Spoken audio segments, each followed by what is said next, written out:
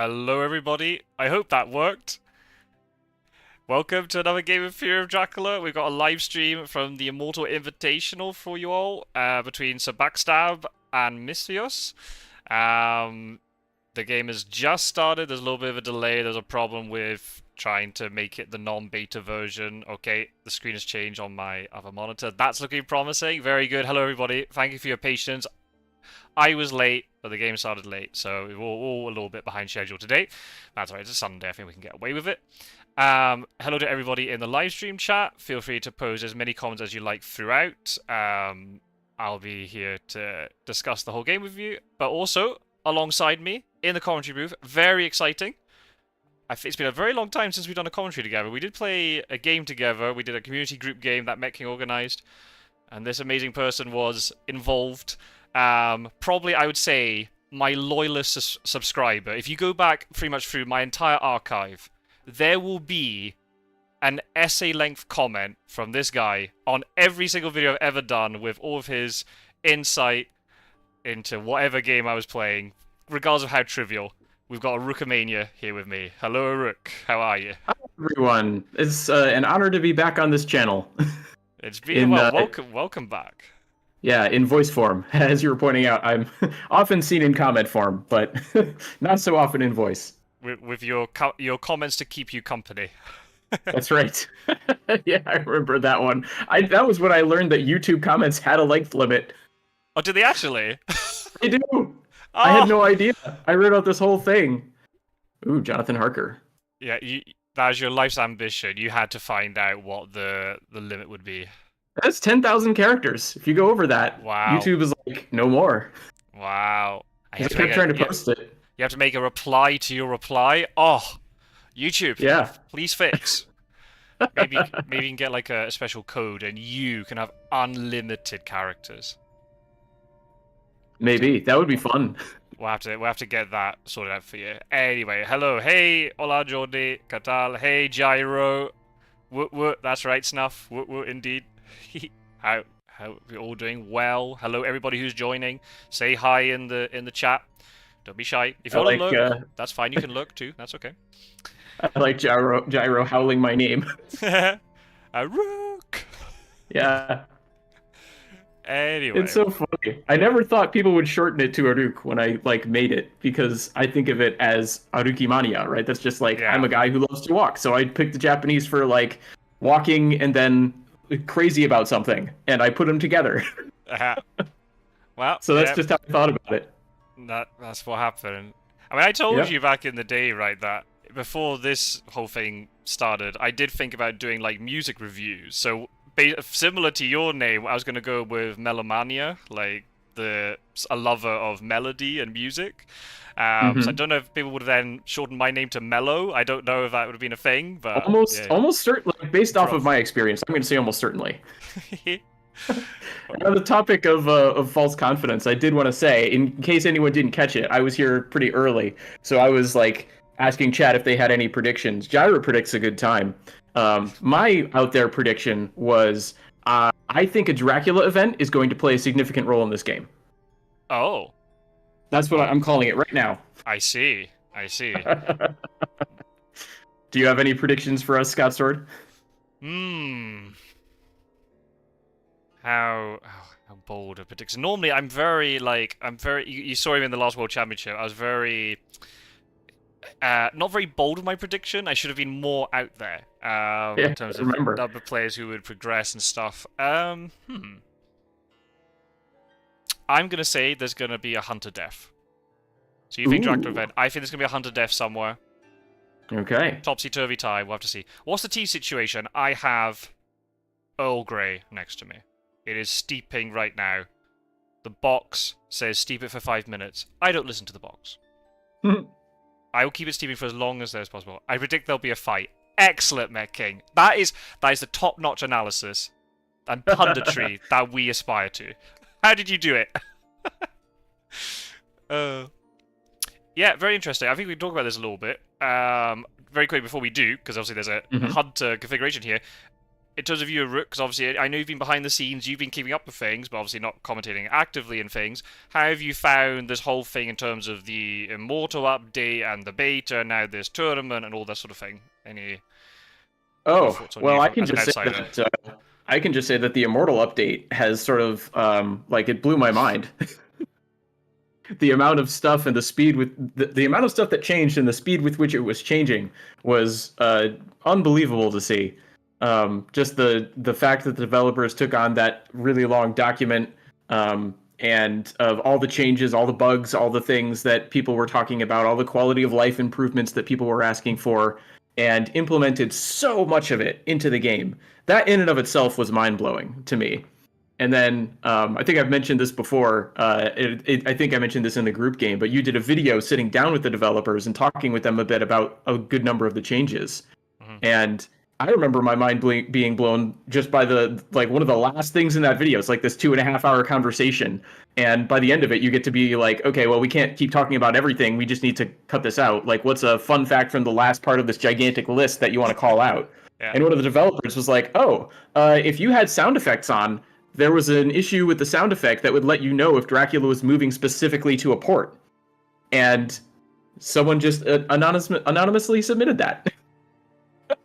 I mean, thank And I you, was like, anonymous player. yeah, mind blowing. Yeah, absolutely. Yeah.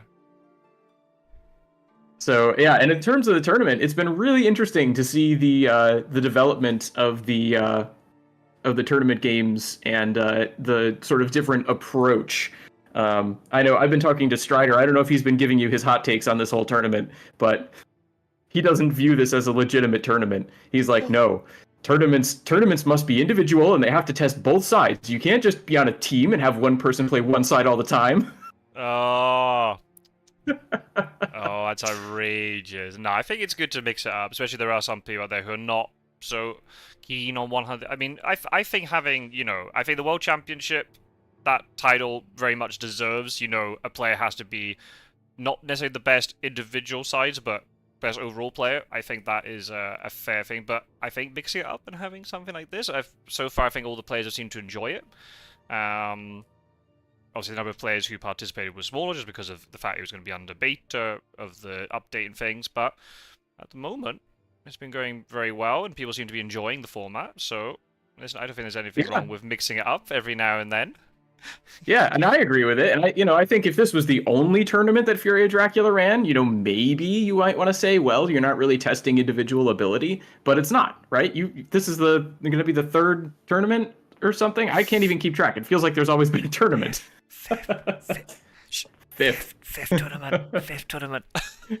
But it's been crazy because it's been the last 18 months have just been insane in terms of just the number. I mean, also it depends on how you count them, because I guess the American League and European League, even though it came under one banner as being the Spring Regionals tournament, you could view them as separate tournaments. You want to view it that way, so that's then up to 6 if you want to do it.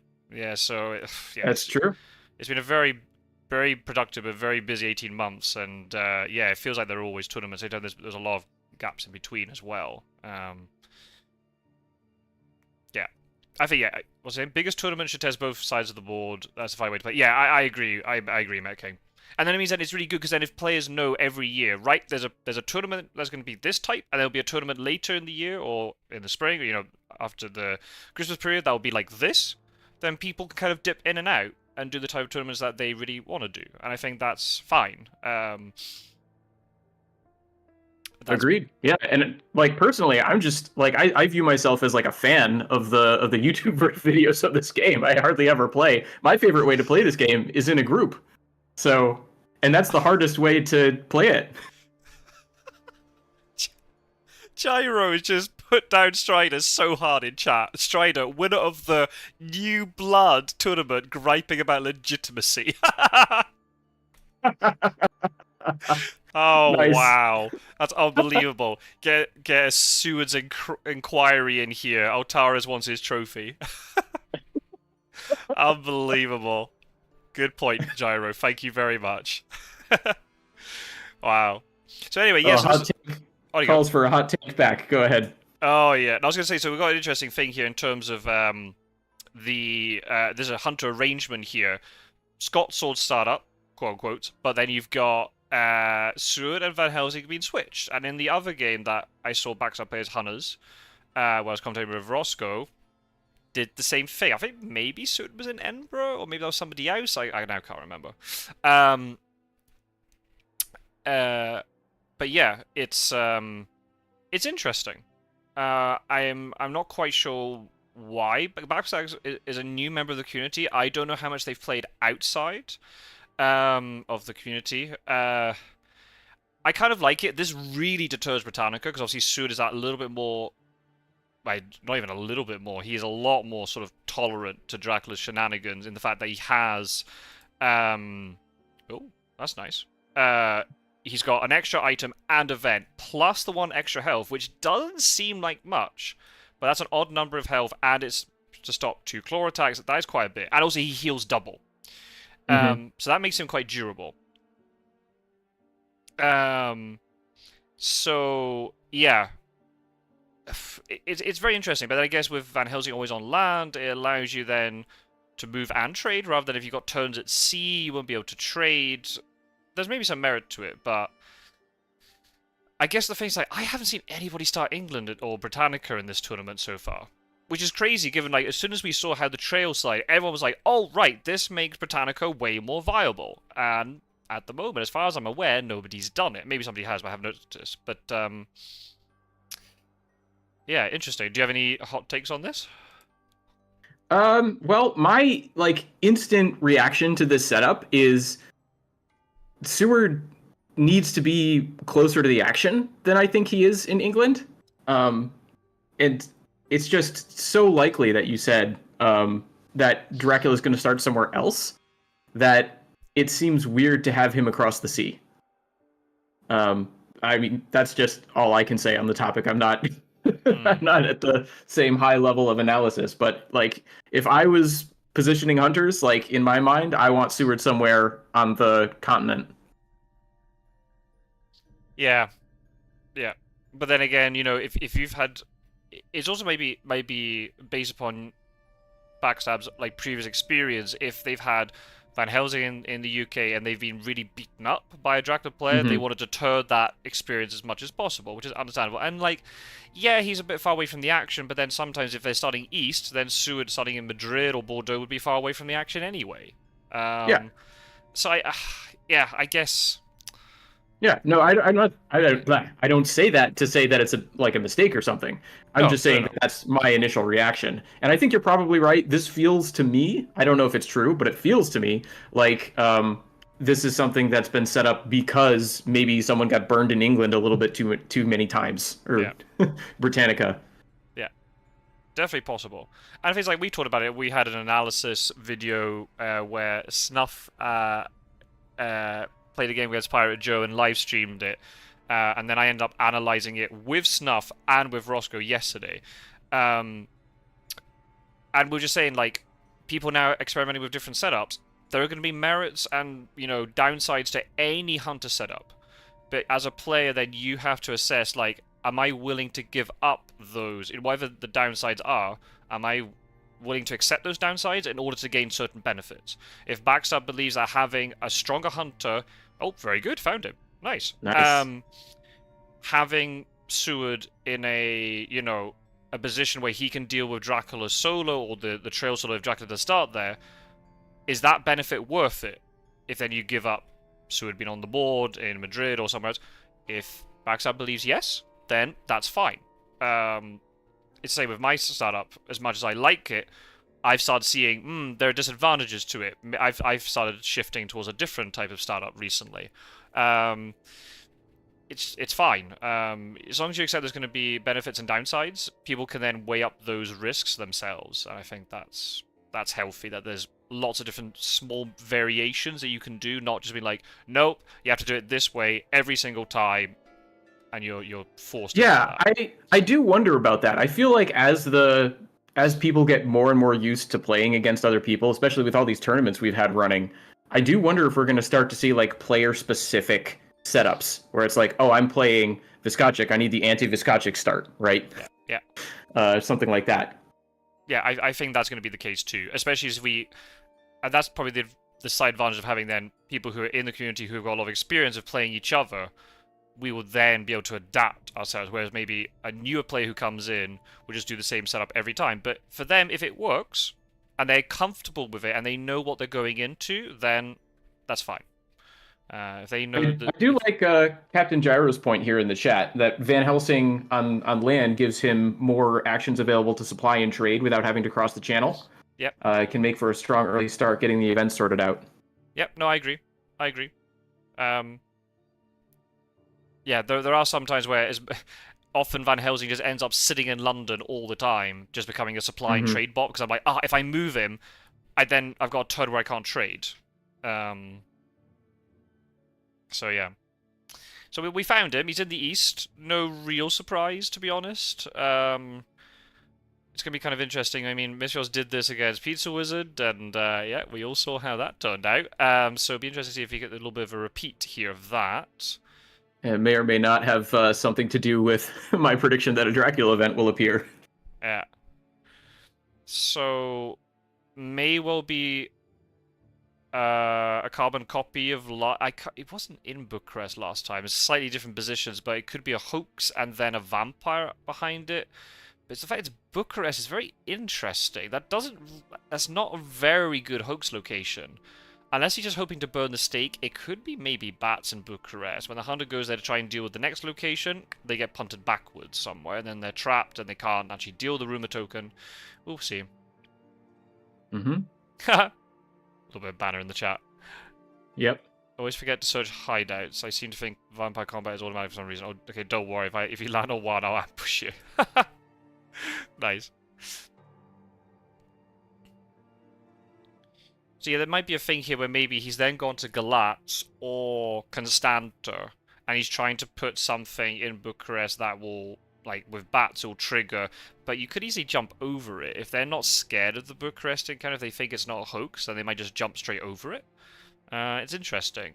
We'll have to see. Yeah. Snuffleupagus is saying starting in Bucharest versus a true extremity like Varna, Galatz, or Athens is a bit of a surprise. Yep. Captain Gyro was pointing out not as far away as Varna was in the other game. Yeah. No, indeed. Oh, and Met King, it sounds like, is setting up another community game. Hey, nice. I was going to say, I forgot to respond to that comment by Met King in the chat. Once we start reaching the end of this tournament, Snuff, Philly, and I want to sit down and we want to, like, come up with a, like, formal way of organizing community group games and make them, during the downtime between tournaments, we can make them a regular thing. And obviously, during tournaments, community group games can still happen, but we'll make sure that at the very least, during the downtime between this tournament and the World Championship, that there is a sort of consistent sort of scheduling of community group games. But at the moment, our focus is on this tournament. But as this tournament starts to wrap up, I mean, a lot of the Discord stuff is in place, but we'll make sure we get all the documentation and stuff.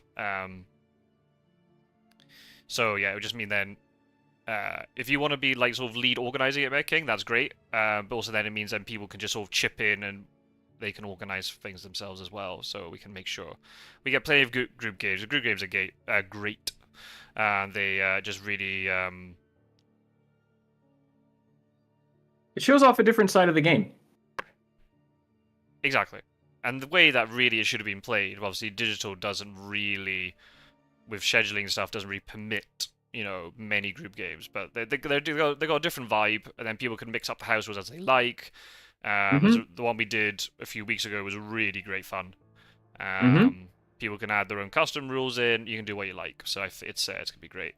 Kind of interesting too. I just saw Backstab used all of his, I think pretty much all of his Mystic research supplies, which I think worked out because he got the scouts he needed to get to find Bucharest. But I mean, it's fine if he wants to supply immediately. Oh, Devilish Power has been discarded. That's fine. There are other things you can do, but as long as you use those supplies and you're getting good things out of it, then, you know, that's fine. Yep. The rumor there seems to indicate that, like you were saying, there might be a vampire involved, maybe a bats in Bucharest. Okay. Nice hide scouts, too. That's very good timing, so you know exactly where you're going to search. You can try and find where this rumor token is. That's priority. Ooh. Okay. Interesting. Wow, so that seemed to be trying to pick... You're trying to find Dracula's direction after... So wait, what? What's he done? Has he gone into, like, Constant and now he's hiding in Varna? Hmm. Unless he's now in... No, there's no way... Have they done psychic scans? Is he in Zagreb? They've done psychic scans, but I don't think they were recent. Hmm. I think, for all I know, he could be sitting in Zagreb, but I've got my attention split like 3 different ways, so.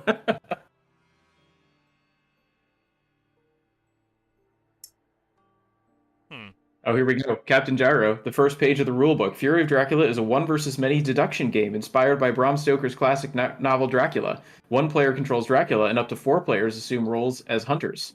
Emphasis on one versus many. No, absolutely. No, I agree. I agree. Oh. Oh, okay.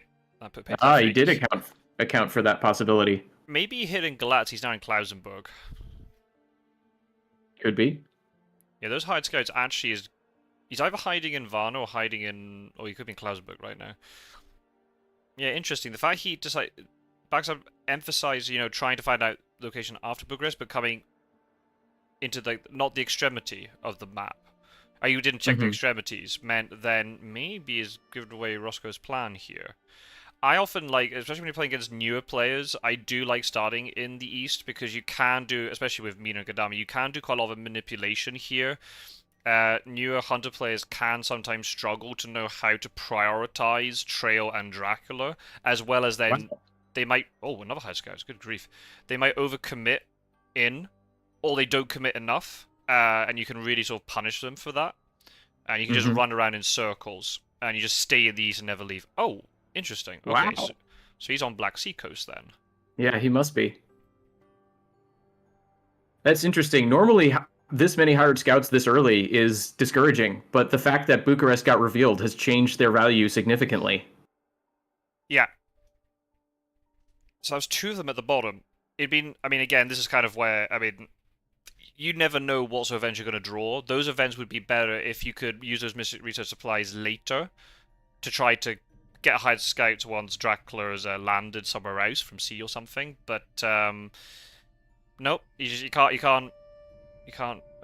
predict how the event deck's going to work in your favor sometimes. So yeah, interesting that you checked both Galatz and Klausenburg. I think you only need to check Klausenburg in that situation, and you check one of the others on the Black Sea coast. You don't need to check both. There's right, because if he was hiding in one, he would be in the other. Yeah.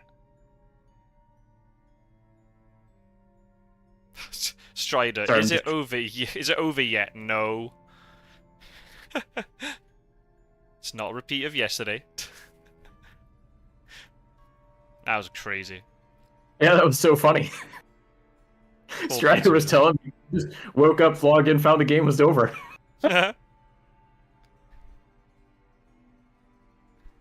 And you had stuff going on. You were like, because we were potentially gonna commentate that game together before Snuff joined me. Yes. And you were just that was... I'm only going to be available for the first hour. I might not be able to watch it. Oh yeah. It was so funny. Don't worry. Roscoe got the memo. Right, a rook can only be here for an hour max. Don't worry, I got you, buddy. Yep. All done in 30 minutes. Yeah, mental. Some of these games have been really fast. Yeah. That's one of the things I was kind of wanting to ask you about. Now that there have been a good number of games in this new tournament with the new updates, what are some of your takeaways from how play has been shifting? Because I know we've seen the Hunter win rate start out abysmal compared to where it used to be, and then slowly it's been climbing. So what is your interpretation of how the tournament's gone so far? It's kind of gone how I thought it would. When you look at the changes, purely like the headline changes, is like, oh, buff to Dracula. So instantly, looking at the trail and also the fact you can see encounter hand before, that's going to really then, and then as hunter players, you're going to have to really adjust your thinking in terms of when's wolf form available, when do things mature, and what gets white and Dracula can return to locations and stuff. So that was always going to take a bit of adjusting. But then there are lots of other factors at play in terms of we've seen it already, like the fact the combat information screen doesn't reveal much information anymore in terms of what the hunters are holding. That immediately, that. But that's quite deceptive. Even though we said it when that change got announced, it was like, oh, that's big. But it takes a bit of time for players to suddenly realize that how they can hide things, and they maybe don't need to reveal much. I had it in the game against Spencer where I searched a location that was Sarajevo, and I was like, I'm not going to stake this. Partly because I had 2 layers I had to deal with, 2 super layers to deal with, and I needed that stake in case I was a vampire. But it's also then Spencer didn't know I had a stake. And if he looked in the combat information screen, he would have seen, oh, wait, he's only got 2 combat items. Oh, right, okay, I can play. He had no idea what I had. And it's at the point where he's like, does he only have 1 combat item, which was the Heavenly Host, or has he got 3? And that's kind of the cool thing. But that's very subtle, and that takes time for players to kind of judge and react to. All the games have been really competitive. I think I was saying this to Roscoe in a couple of the games yesterday. Even if they've been Dracula wins, and even if they've been on paper, when you look at the IDS, stomps for Dracula, they haven't really been. There's just been a lot, like the game yesterday was just a series of like unfortunate events. All it takes is Pizza Wizard to suddenly realize, oh, I could use good luck, and then that wouldn't have happened. And I'm not saying Pizza Wizard would have won, but that very quick half-an-hour victory wouldn't have happened. Sorry, Snuff, I keep bringing this up. You're getting PTSD from this. But, my teammate beating Snuff, by maturing a vampire, then getting, something like 3 or 4 points from reckless firing ambushes, and then managed to bite Gadami and kill Mina in combat. That's just, again, a series of events that very rarely happens, but it happened that time. So there've been a lot of, crazy stuff. In tournaments, I mean, look at the game. Met King mentioned it earlier in terms of,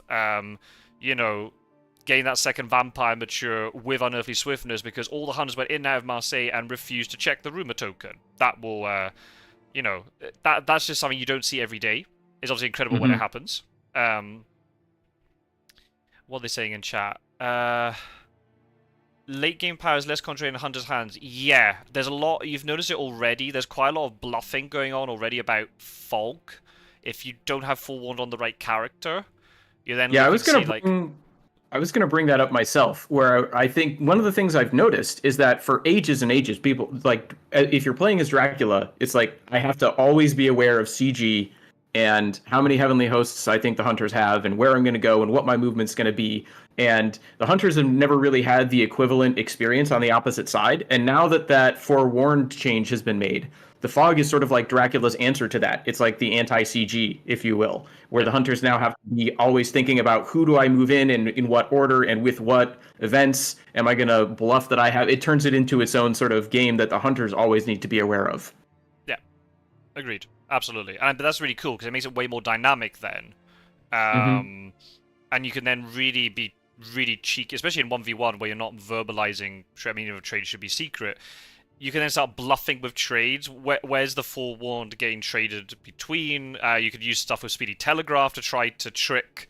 I could definitely see some Speedy Telegraph bugs where you move in a hunter first, like, say, Van Helsing moves in first. But he doesn't actually have Forewarned, but it makes it look like it because he's using Speedy Telegraph that way. There's a lot of really cool little neat things you could do. And then once if you don't draw Forewarned, but then you can maybe try and sort of force Dracula's hand by saying, going really close, going, I've got Forewarned, go on, fog me. And we've seen fog on land, which is not usual, but Dracula's having to do that. But then they know they can maybe get a little bit of an advantage from it. So yeah, there's a lot of stuff. I think it's true where... What's Jai saying? It used to be if the game goes on too long, Dracula gets caught. Yeah. I think that's the thing. Hunters could recover from if they have a really bad start, like Hoax Mature and 7 Influence. If they just applied enough, eventually Dracula, if they play, the Hunters still have to play well enough, but they can just force Dracula into a really awkward situation and then wallop him in 4th week. Whereas now, there's going to be a lot more jeopardy on the line. I think also too, I've been really surprised that I've won 2 games really quickly, but in 2v1 combats, which is highly unusual. Normally I'm very much like, no, don't do 2v1 combats unless Dracula's quite weak, because 2v1 is just fraught with danger, they're quite swingy. But maybe now as Hunters we're going to have to be like, if you get a good 2-on-1 opportunity, you're going to have to take it rather than trying to risk a third hunter in there, then they get fogged or whatever. Which I think then might change meta in terms of how I personally view Sister Agatha, in terms of, you know, the whole thing about who's better, Agatha or Rufus Smith. Mm-hmm. How hunters play, how aggressive they are. They're going to have to potentially make more risky decisions, because if Dracula gets wolf form back more easily, he can escape their traps. If you let something mature, you're already thinking, right, if that matures, it's a vampire, then Dracula gets wolf form. Right, I have to pounce on him this turn.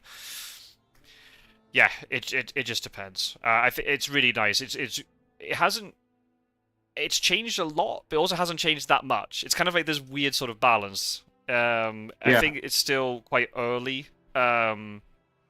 It's going to take a while for sort of the game to settle a little bit. Mm-hmm. But as you said, like, we've seen it where, you know, the first couple of weeks, hunters were awful. Like, I think they won like 3 games out of the first 8 or something. But now, it's now coming, like, every week it's like 3 hunter wins, 3 Dracula wins, 3 hunter wins, 3 hunter wins. It's just slowly that win rate's pushing up, and that's fine. Mm-hmm. It takes a bit of adjustment for everybody. I think Yeah. it's actually quite cool with this tournament, the fact we've got, right, a lot of the teams have just ended up deciding, right, you go Dracula, I'll go Hunters. So you're not flip-flopping between them. It means then Right. players can kind of concentrate their focus. Like, I'm now very concentrated on Hunters. And then my Mm-hmm. teammate is very concentrated on how to maximize Dracula's strength in this Immortal update. It'll be Mm-hmm. quite interesting during the World Championship later on in the year, if you got them players having to play both. How are they going to deal with that dynamic? Mm-hmm. It's cool. Yeah, agreed. I think, yeah, it's an interesting thing you point out about the format of the tournament, allowing each side to sort of get used to the new game. And like, I remember when we played that community game, that was the first time I'd played sort of this version, and it felt like basically nothing had changed. Mm-hmm. But obviously, a lot had. I think it's more obvious when you're playing the Dracula side, because I've seen like one of the first videos you did. I think the first video you did after the update. Oh, here we go. It was a hiding constanta. But anyway, I think one of the first videos that you made, you were playing as Dracula, and I was like, "Whoa, this is like a completely different game," because that's where all the like interface changes are. Yeah. Um, Yeah. but that in and of itself, changing that just that half of the game, also changes the game for hunters, just less obvious, right? It's less in your Yeah. face. Yeah, absolutely. It's a lot more from a, if you're just a very casual player of this game. Yeah, sure. If you click on the house rule, if you're playing as Dracula, like, oh, there's a new button. Oh, it does all this, right? But yeah, as a very casual player, you see like, yeah, some changes. Prompts look a little bit different. Okay. But then when you look at the, as I said, like the actual strategic decision making that's underneath all of that, then yeah, there's a lot that's different. There's a lot of subtle things, which is neat. And then this means your way of thinking is just gonna have to shift that little bit. So yeah, that's a fortunate thing. The hunters haven't got a nice flashy button, new toy to play with on their side of the board. It's just like, Right. but it's just that decision makes it a little bit different, which is nice, and that's what I want. I mean, I was as Dracula, it was so much fun playing Dracula and sliding the trail for the first. I was like, oh, this is so cool, new button and everything. But then also too, just the fact then as a hunter player, it's like, well, you're giving Dracula more options. Okay, cool. Right, next challenge, we're gonna try and have to beat Dracula on this mode now. So yeah, new player. There was an update. Yeah, exactly. Nice. Yeah. Just like the meter prompt. That's basically it. Exactly. Yeah. So yeah. Talking about the game. So we had a saboteur in Bucharest. Somebody say, "Oh, that's old school," which I kind of liked. So yeah, Roscoe's showing off his old school stuff. But then you've got, so that's definitely going to mature. So that means Constanta's getting blocked. But then there's a hide with Constanta, which could be goodness knows what. So yeah, very likely 7 points here for Dracula, and he's wolf formed. So he was in Varna, and he wolf formed from Varna. I'm kind of, I guess he did that because he didn't want to go into Sofia, where maybe he could get 2v1'd. I suppose he's going to go Salonika, Valona, Athens, and then leave again, or maybe hide if the hide becomes available quickly enough, which it should do. Yeah. Yeah. So, as hunters, what would you be looking to do in this situation? Uh, yeah.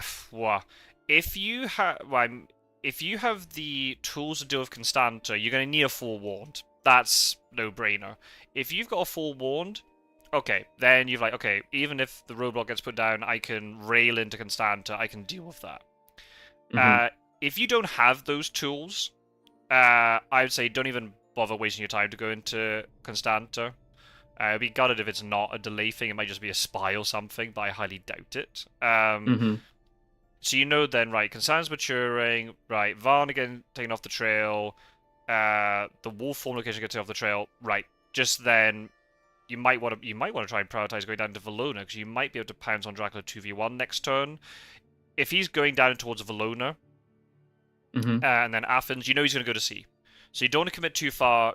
Especially get Seward and Van Helsing in good positions where they can cover when Dracula's heading west. Seward went all the way up to Berlin Hmm. with chartered carriage, which I personally don't agree with. Much better to save that chartered carriage till later if you suddenly need that movement. He didn't need that movement now.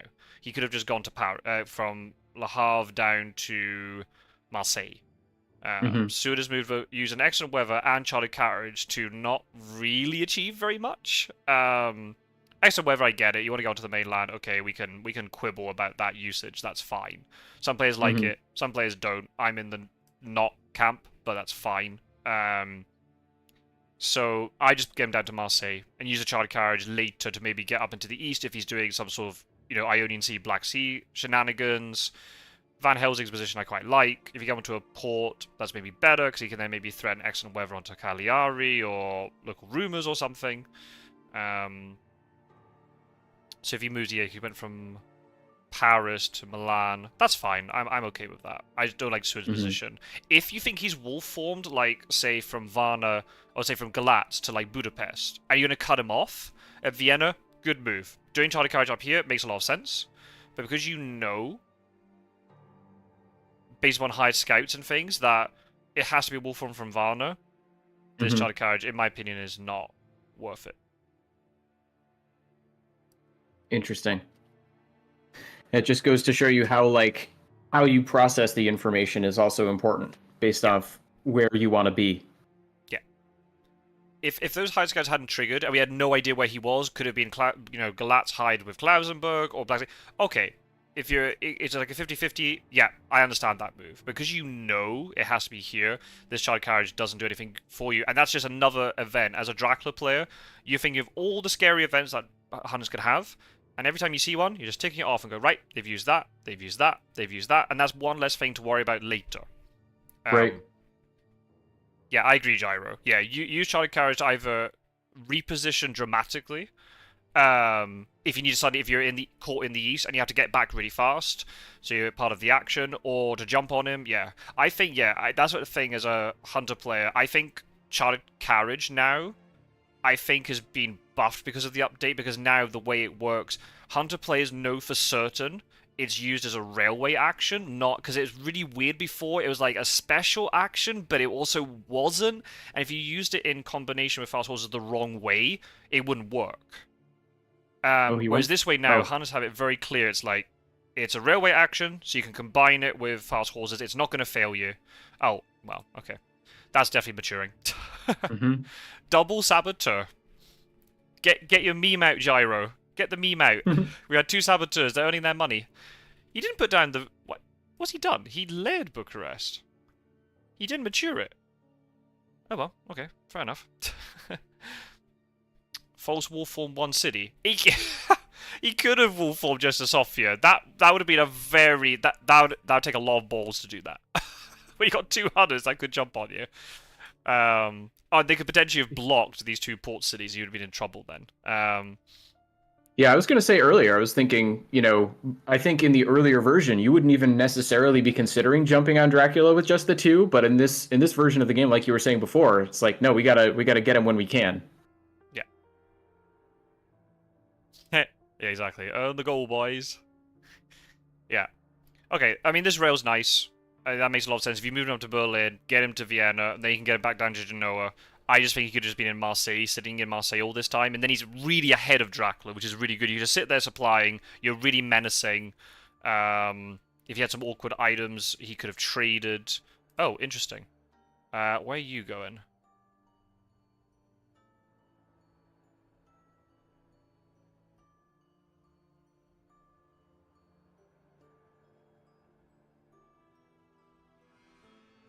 Oh, Gyro. No. Snuff wasn't talking about the Saboteur. He's talking about the other thing that is in Bucharest. The Saboteur's the MVP, and then you got something useless beside it. Don't worry. Yeah, now that it's a lair. Yeah. Don't worry, Gyro. Don't worry. Saboteur's still MVP. That's very interesting. I think that's also another thing. Again, it's a very subtle thing, but I think the meta with the encounters is going to shift. You're not going to gain as much information now from ambushing with vampires. So maybe hold those vampires to later, and then you throw down other encounters like wolves. Even a Saboteur now, I think, is stronger because that reveal of a pistol or rifle, that, and also it does delay. I mean, delaying hunters is good. They can't use renewed vigor if they're delayed when they can, but it's useless. It messes up speedy telegraph plays. I think the meta is going to shift a little bit in terms of how we view encounters, but that's good. And then again, every individual Drac player is going to have their own preferences. I don't like Van Helsing coming in here. I'm really worried what's going to happen here is that all the hunters are going to commit in to deal with these last two encounters, and Dracula just escapes. Yeah. You don't need two hunters here. Yeah. This is going to mature. So two things get wiped. So at worst case scenario, well, he might be hiding in Athens. He's going to hide in Athens most likely. So there would be two real encounters you have to deal with. Maybe you only need one hunter to deal with them. Gadami could deal with that solo. Send the others back, and get ready for him to be heading west. Yeah, it's one of the things I think you were saying earlier. That's one of the reasons sometimes as Drac you want to start in the East against players with maybe some less experience, because they're not necessarily looking to hold people back. They're seeing the East, like, if you look at this trail and it's just a nightmare, and you're thinking, I've got to deal with this. But yeah, it seems like Drac is just going to be able to, there's a very good chance, I'm not saying it'll happen, but there's a chance that Drac will be able to pull everybody in and then just run away by sea. Yep. There's a way he can recover this if... I assume this is not a bait vampire. I assume this is a vampire that matures and it wipes these two locations. I hope Backstab realizes that, and he just sends all three hunters apart from Godalming westward. He has time to recover this. I don't like the positioning. Van Helsing could have been in Genoa by now, but... Oh, that's unfortunate. Okay, hopefully that was sensationalist press. From a hunter perspective, obviously... Page one of my prediction. Oh, well, you said it. There's the Dracula event. Now it just needs to play an important role. Where are the dogs when you need them? They're the first four things discarded. That's the thing, you know, buffed Saboteur means buffed dogs, right? Yeah, I think so. Yeah, that's really key. And I think this is really important. I mean, look at the trail here. Like, this is something, a very subtle thing, but that matures first, so he gets his hide back. So if he wants to hide in Athens and bait them in further, he can. In the previous version, you have to go to sea, and then the thing matures. So he's putting more pressure now. He can bait them in a bit more, which is very good. Yep. And I think this sort of, like, brings me back a little bit to some of the things that we were talking about earlier with the, like, way that the update has changed the game. And you mentioned it before as well. I think it makes it more dynamic. It's not as much things are sort of stuck one way or the other. There's more room for things to change, like, back and forth. And like, it was already a game where the values of different cards would sort of come in and come out based off of the current usage in online meta, but I think that's only sort of accelerated with this. And the fact that now, like, as you're saying before, this gives Dracula just tangibly more options than he would have had in the older version of the game. Absolutely. And ultimately, more options for Dracula means more, like, higher skill ceiling for Dracula. Not higher skill base or lower skill base. Same skill base, probably, but higher skill ceiling, which is always positive for the game. More skill expression is always positive. And as you said, then if you give you more options, then the hunters have to react to those options, which means the meta is more fluid. Or maybe there is a very basic meta, but then there's going to be a lot of like stuff that is very sort of not black and white, in that grey area in the middle. Mm-hmm. Where Speedy anything can telegraph. flip depending on the game. Things are going to flip one way or the other. It depends, again, more player than variation. If you know you're got against an opponent who really values spies and saboteurs, take dogs. If you're not, take stakes, whatever. You can, but that takes in a lot of knowledge in terms of playing other players. But then, if you know you're going to go into a tournament, you're going to have to practice against players. But then you're going to be revealing information to your opponents as well. This situation is the result of Dracula being able to see his encounter hand before choosing his sign location, Scott Sword. Yeah, very probably. Obviously, without having Roscoe here, we can't know that, but yeah, that's also a big thing. Again, it's very subtle. If you're a casual player, like, oh, cool, I can see my cards. Now, as a more experienced Dracula player, like, oh, I can see my cards, get that in capital letters, right? You can then start making really strategic choices, right? I want this very specific encounter in this location. Rather than just going into your starting location and just hoping that the cards work out in your favor. Yeah. It's a subtle thing. And I think we were talking before about like, oh, that's interesting that he started in Bucharest. It's not the extremity location that you would expect. But if he knows, hey, I'm going to play saboteur, and then aristocratic. Maybe not necessarily in that order. I think I got it wrong, but you can plan that out. Whereas before, if you picked Bucharest as your starting location and then looked at your hand, maybe that wasn't as strong of a play before. Indeed. Yeah. You can make, again, it's just more, you're making choices. It's not as random now. You see the hand and you can make conscious decisions based upon that. And then also looking at harness setups. It increases the skill ceiling, but it doesn't increase the skill base, which is what you want. I also like it too now. Big buff for Dracula as well, in terms of it shows what items hunters are discarding. I know you got the discard pile, and if you're really good at counting supplies, you can count, like, okay, that was Gadaming supply, that was Mina supply, and so on. But the fact that it's revealed at the very moment... Oh, okay. I wouldn't do that. Okay.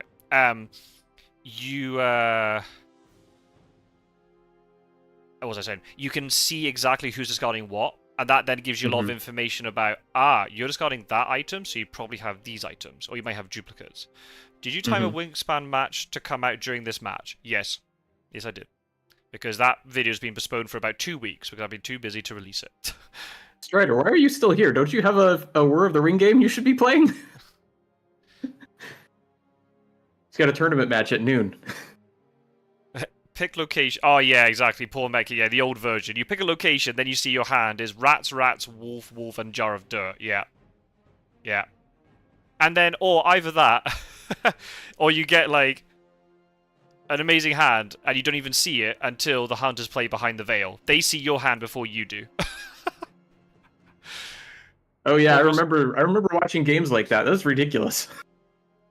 Poor Roscoe. No, he's not getting prioritized by Wingspan. The Wingspan community can watch the Wingspan video, and the Fury of Dracula community can watch the Fury of Dracula video. Yeah, maybe they'll see the new video notification, click on the channel, and realize there's a live stream happening. Exactly. Check out some Fury of Dracula. Getting that cross-community audience going. Oh, for goodness sake. I'm taking a pre-dump before the game. Very nice. Right, this is a problem. I don't like this movement. This is hurting my soul as a hunter player. But this is what I said. This is what I said at the beginning.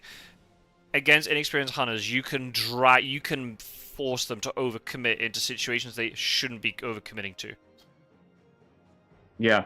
Dracula's just laughing his head off now in Athens. Because he can then just leave, and suddenly you got all these hunters who have kind of like, in that really awkward halfway house situation, like, we've committed, but we haven't committed, and what do we do now? Do we keep going? Do we back off? But they're having to waste time going backwards as well. Why didn't Gandalf just ask the bats to help carry the ring to Mount Doom? Yeah, exactly. So getting 2 hobbits to carry it all the way. Yep. Stupid Gandalf. Think. Bats are better than birds. Yeah, like, and the other thing that I wanted to talk about in this situation. I think this is the same turn that we saw. He opened with Speedy Telegraph. Um, Yeah. do you think that got used to its maximum potential here, or would Uh, that have been better played at another time? Given that he used all the hunters in the same order, no. Yeah. It is probably. I mean, he might have misclicked. He might have misclicked the card. It can easily be done. Now, the way the interface has been done, it is not as easy to misclick because it makes it clearer what you're doing, but it's still possible. No, Speed Telegraph, at least in the old version of the game, was definitely, I think, the most wasted card out of all the event cards. It is there for you to combo events, or if you're going to go into a fight with Drac, but you're not quite sure where he is, you might be able to supply with a hunter in the extremity location and get a cheeky hide scout or something. That's kind of my strategic sort of play that often happens, and then cause Roscoe to have aneurysms about me having codes and whatever. Um, no, Speed Telegraph is there to combo events. That is what it's there for. Its strength does not lie on its own. The card on its own is not the strength. It's how you combine it with movement and other events. That's how it's strong. But that's a very hard thing for newer players to grasp. Yeah. Yeah. I remember, like, even in the board game, like, I remember reading the card of Speedy Telegraph and thinking, like, what is even the point of this? Like, so we can go in whatever order we want, but how much does that really change anything? Because I wasn't even thinking in terms of, like, comboing events. I mean, to be fair, that's because we weren't drawing events; we were moving all the time. Yeah. We weren't thinking of this game the right way at all. But I do think it goes to, like, show how sometimes it's very easy to look at a card and read it one way and not necessarily value it the way that after some experience where you've seen a lot of play and watched a lot of games, you can be like, oh, I should really be looking to combo this or find a way to use out of place hunters better so that they can contribute to the active situation rather than sit around and do nothing. Yeah. Things like that. Yeah. And like there'll be loads of times you'll do that and they'll pick up something that is not consequential to that moment. But if you do it often enough, they will pull the card you need eventually. And then that can just turn the whole game in your favor. Yeah, it's just one of those phases. I was really lucky that I played a couple of hunter games really early with Warecraft, and we did 2v1s. And I remember in like one of the first games that we played together, I remember there was a moment where Speed Telegraph just flashed up on my screen, so I had control of it, and I was suddenly like, can I play Speed Telegraph here? I thought, I wasn't even thinking, I was saying with you, I wasn't even thinking about comboing events, I was just thinking about purely movement order. And just the way he was like, yeah, do it, it's good. And then because then it helped us win the game, and that then is so much positive reinforcement, like, okay, that Speed Telegraph one is the game, right, I'm going to keep doing that. And that's the problem, and that's really hard for a new player. Same with renewed vigor and all these other things, you need to gain so much personal experience of, I use renewed vigor at the right time, or whatever card it is, and then that just gets into your brain going, okay, I did it right, and I won the game. Right, I need to keep doing it that way. If you don't have that experience, it can be really tricky. And that's why also watching videos helps too, because you see other players do it. It's not just purely from your own. You can see other players and go, okay, we can use Speed Telegraph and renewed vigor that way. We can use Money Trail that way. We use Hypnosis that way, or whatever card it is. What's my king saying? I'm getting flashes of unearthly swiftness going through my head right now. Well, yep. If he doesn't go to it tomorrow, yep, it could well be. I mean, the chances with a night supply are highly unlikely, but then again, I've seen it happen before.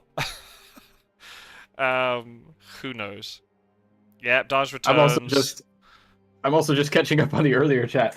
Met King, every Dracula loves seeing their behind the fog, ripping a key card out of his hand and getting rats in their place. There's a reason why disappointed people say rats. Hey. I like that. Use behind the veil and take Dracula's rat. Perfect. Gyro, since you rate Saboteur so highly, I want you to use behind the veil to remove Saboteur every time from now on. There was one time, I think it was one of Strider's games I was watching, where Behind the Veil got played, and I think his opponent grabbed a card out of his hand. It probably was a fog, some very strong card, like out of his hand, and Strider was actually okay with it because the card that it gave him in return was a vampire, which he then used to put down with a rumor to win the game. So Yep. Yep. It's like... Okay. sometimes it does go that way. Sometimes it works out for you. Right, this I like. This is good. He's kind of... Backstab's realized here, okay, I committed in, I don't need to backtrack. Good. It's a shame that it required the C movement for him to force him to do that. Oh. Okay, so it was Valona. Whoever put Valona prediction in chat, very good. So it was Valona and then Athens. Very good. It's always Athens. It's always Athens. It's always Athens.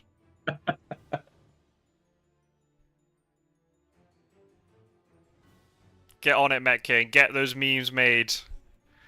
Have you seen your memes yet? When we did the meme reel earlier, did yours pop up? It's just on a random loop. I have seen it when I've been like checking to see if it works. I have seen your memes pop up. I don't know if it's if it popped up this time. Probably did. We gave the memes a good long time to run. Ooh. Oh, she doesn't have a stake. She can't deal with that. Yeah, I really don't like 3 hunters being here. This is... Could it be double bat defense? It could have been. This could have been, but then it would have been a fake rumor token. But there could be a bats here. Yeah, yeah. Absolutely. Imagine then, if they get, depending on the timing they get to Athens, Valona could be layered, even if they do this vampire. Valona could be layered, the hunter moves in, say if it's Mina, to deal with Athens, Bats gets pushed back into a different vampire, and then she dies, and then that's enough. So this is something I like to do, just when a combat starts. What are the combat objectives on each side here? For this combat specifically? Unless, well, I assume Mina has a stake. She needs to escape. She can't... The chances of her killing this vampire is so unlikely. It is possible, but unlikely. So, I think also the fact that you've kind of committed here with so many hunters, just take advantage of them, get somebody else in, 2v1 it. If she has a stake, then obviously she's escaping. From the vampire's perspective, it depends on, obviously, Dracula's kind of a little bit limited on his hand. I would say normally you try to mesmerize and try and keep Mina in this fight as long as possible. Maybe he's not drawing mesmerize. Oh, wow. Okay, fair enough. Has she got bullets? Nope. Okay. Oh, nope. Yeah. But yeah. 6 health is so hard to kill. So even, I mean, what are you going to do? Heavily host it? I mean, maybe you can, but there's such a risk that you're going to die to it. Yeah, Vampire just wants Vampire wants to stay alive and try and stay as high health as possible to force hunters to 2v1 it. But then they also want to try to do damage to Mina, so then she's just a little bit more vulnerable.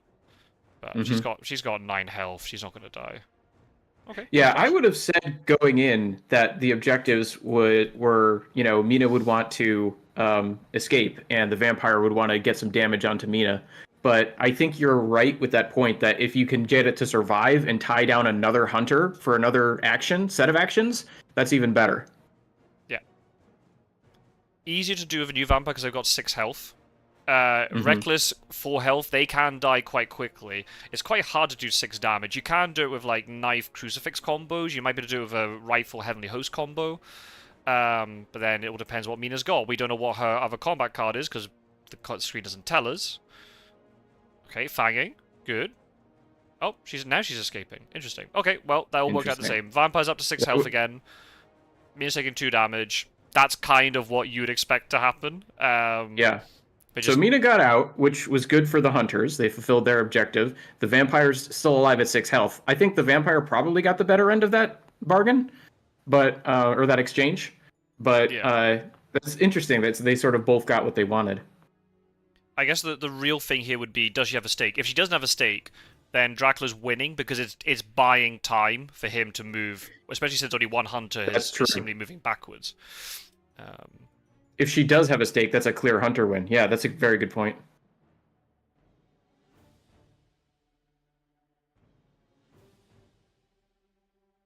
What's Gyro saying? I'm starting to wonder, if you find out that Dracula's in the east, should you just rush a hunter to block Valona and Athens? Uh,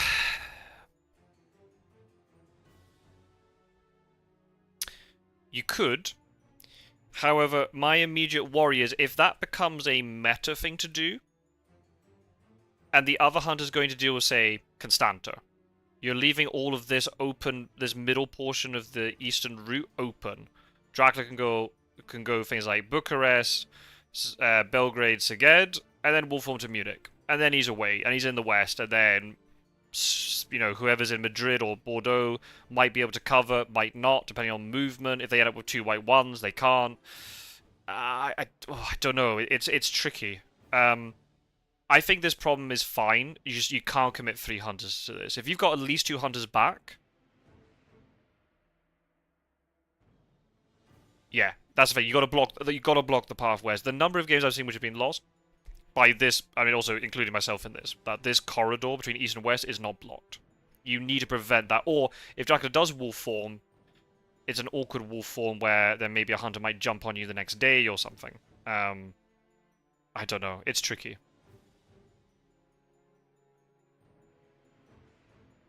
Who has the stake? How many stakes have been discarded? 2. I assume one of these hunters has to have a stake. But it could be double vampire in Athens. It could be. Roscoe likes his double vampire tricks. Especially since there's an aristocratic in Constanta. Right. There's that many more fighters unaccounted for. I think we've seen one, the aristocratic, and then the new, and I think that's all we've seen for vampires.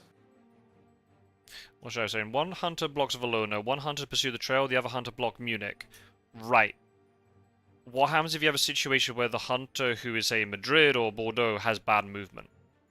They have double white 1, like I did in the game yesterday. Then what? You don't have horses, and you can't get across here very quickly. Do you then don't block Valona?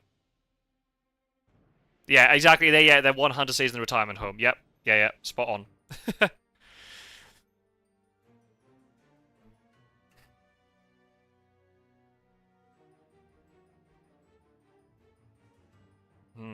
Moment of truth coming up. Does Mina have a stake? Yep, indeed. If you have a stake, you send 1 hunter into Athens and send everyone else backwards. There's only 1 turn, and if you find out that Athens is something horrible like double vampire, you can send another hunter back if you need to. It would be game ending if that vampire matured, but obviously it would be great. You don't want Dracula to be above, at 10 points or higher. Right. Oh, she does have a stake. She does have the stake. So that's a clear hunter win. Yeah. Yeah, very nice. Rumor token dealt with. You're not going to 2v1 it. Very good. Although the argument could be, depending on what Athens is, you might want to have kept the stake and you might want to do this 2v1 if there's a Reckless here instead. But then, if they move into Athens, they'll have time to supply a little bit. Yeah. And I guess this gets back to the sort of point I was saying before about, like, okay, what are the objectives for this combat? A lot of that, like, it's not really separate from the game. It sort of feels like it comes up on its own screen, right? You have your own new sort of cards that you're looking at and playing. But the overall position of the board does mean to have a stake. What's in Athens? Like, those things have a tremendous bearing on what's going to happen in the combat and what's going to happen after that. So you've always got to be considering the outside state as well. So when I was saying earlier, oh, they both achieved their objectives, it was even still, like, it could have gone either way. Like, now we've seen, okay, Mina had a stake. That was a clear win for the hunters. Maybe we still haven't seen what's in Athens, right? Yeah. So it all ties together. I guess, and what do you do? Do you send Godalming in first into Athens to check it, to see what it is, in case there are ambushes? Mina's down an item, so how is she going to resupply? I guess move to Zagreb, then move to Milan, and then supply there. But then by that point, Dracula could be wolfing from Mediterranean, and she can't really afford to supply. It's difficult. Yeah, this is a tough decision for hunters to make here. I was thinking that when you were talking about, send one of the hunters in as soon as possible, and then you can, know what to do with the others. It's hard to get Godalming in, and then you don't really want to send Mina in, but Van Helsing doesn't seem ideal either, so it's a tough spot.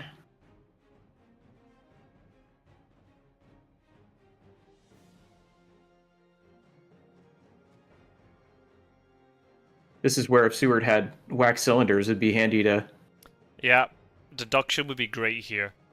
yeah, get a look at what's going on. If there's a fighting vamp in Athens, Misthios knows that Mina has a rifle. Absolutely. He knows the items she's got. Fast horse plus the rifle. She has no event. Yeah. She has blood And she transfusion. got, There's and no... she got rid of the stake. Yeah. Yeah, no stake. You know her hand exactly. That's why... The way, yeah, it was kind of weird. He was playing combat as if he didn't have a stake, but then he did have a stake. But he revealed a rifle, which you don't want to do, because now Dracula knows your entire hand. This is where Charlie Carriage is huge. Yep. You could get good, Godalming back to, 58. Van Helsing back to, 11. How many stakes are in discard? There should be 3. There are 3 in discard. Yeah. Yep. It's 3. Ooh, yeah. Bats isn't such a big of a threat here because Valona will be cleared, depending on when the hunter moves in. But then that hunter might be delayed for so long they can't kill the vampire. Dracula could just go to Cagliari here and just say, right, you're going to have to waste even more time trying to deal with that. Rumour that one. Oh no, can he rumour it? Nope, we're still in second week, so you can't rumour it.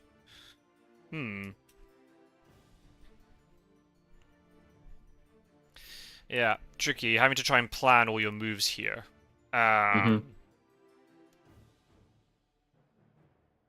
Where would you be looking to go as Dracula here? The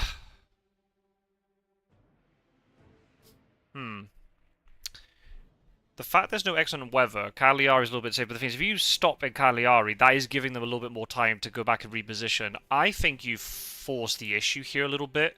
I think you're in Turinian and you wolf form to Marseille. Interesting. Keep the pressure up. Keep throwing down a massive trail. I know Seward's fairly close by. He could chart a carriage, but maybe he doesn't have it. He's already used one. What's the odds he's got a second one? He's also going to move today, so that might influence your decision making. Maybe Seward's not back far enough. But he's only got one event. You might be able to fog him in Marseille for 2 days, and then you move away. Marseille has lots of options. If you want to be really sneaky, you could potentially land in Genoa, fog them, and then wolf form out. And then you're basically getting 3 spaces away from them. Head down to Iberia. Mediterranean's not on the trail, so then you're not having to think about the timing of how long you're in Iberia. You could just go either direction. Cagliari is also possible because he could just go there. Hide will be unavailable for him. But could feed. It's giving the hunters time to get across. Interesting. Okay. That makes horse economy worse.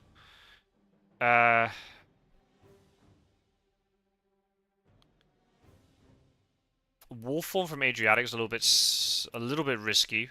Munich, they're gonna very obviously go through at some point unless they jump over him. But you can't expect that to happen. The fact that Seward only moved to Venice rather than Milan, I think, is good for Dracula. I think he could potentially now wolf form into Marseille.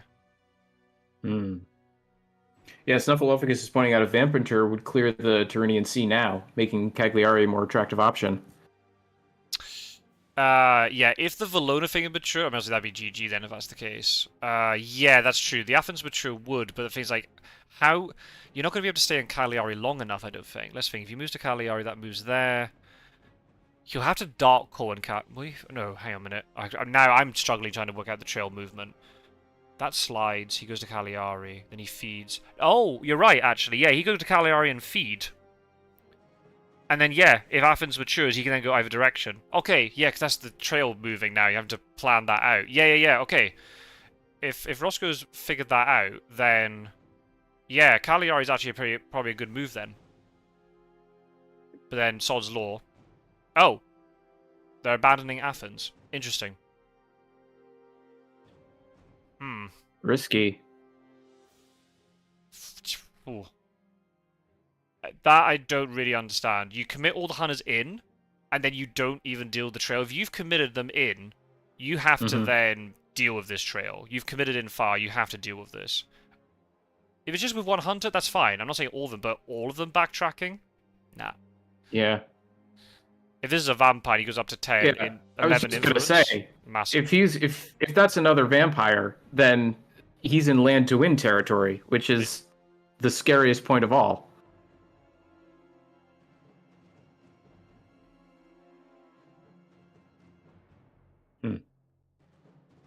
Captain Gyro is saying, when hunters are in non-threatening position, Dracula can make calculations more easily. When someone is in a position where they can threaten a renewed vigor or excellent weather combo, Drac might make mistakes. Mm-hmm.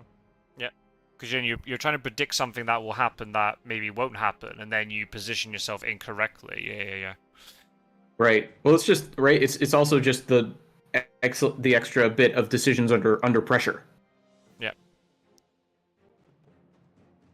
And even if, like, say this, I'm just trying to think, if he puts a Reckless Vampire in Cagliari, if someone goes to do it, you could then, you might be able to get points to win that way. If he didn't have the tools to kill the vampire, I don't blame him. Yeah, I agree, but then you shouldn't have committed the hunters there in the first place. I know this is hard, because I know Backstab's a newer player, so I'm just saying it purely from a, an analytical perspective.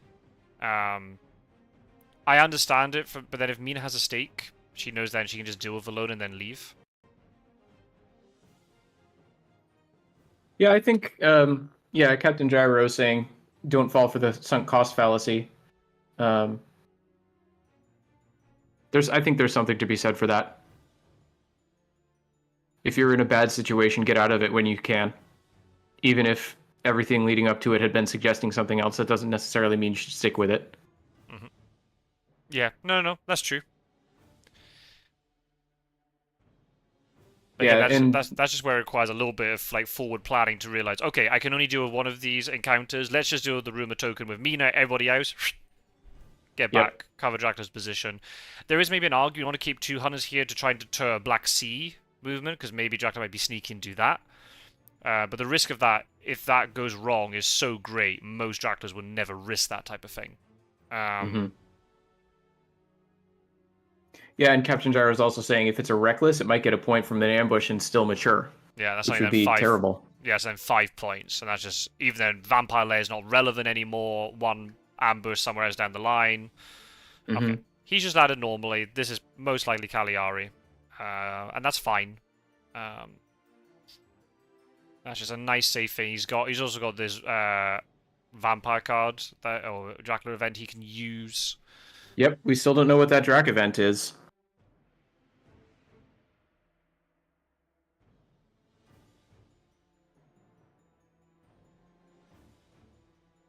Hey, Roscoe's in the chat. Roscoe, get out the chat. You shouldn't be here.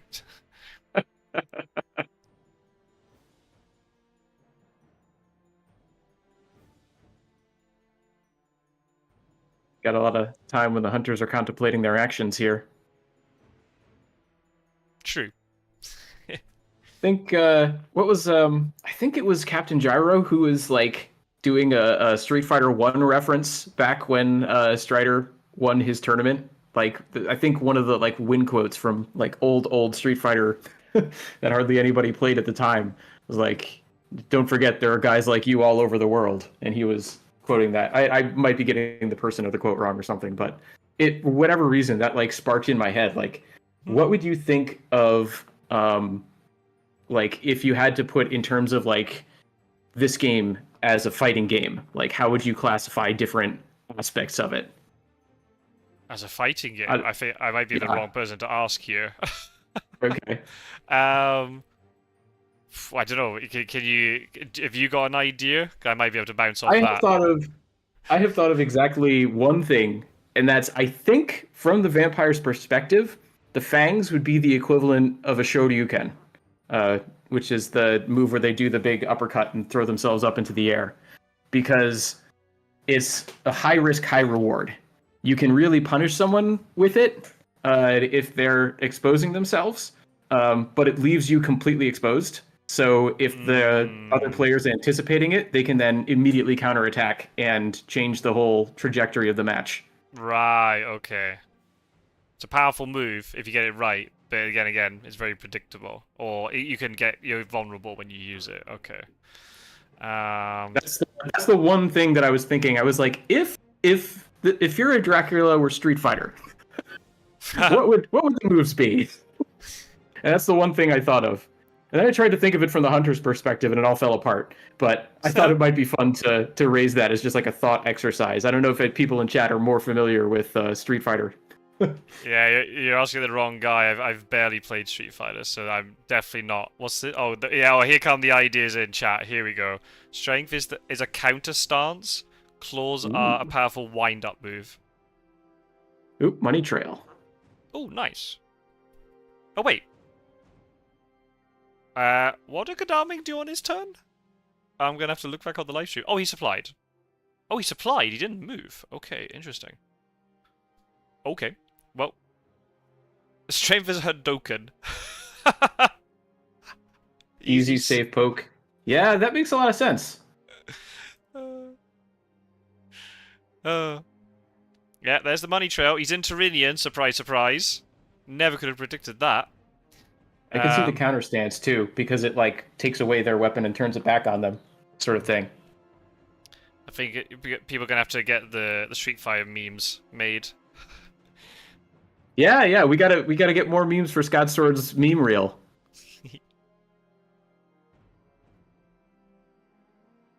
Somebody get Dracula doing an uppercut.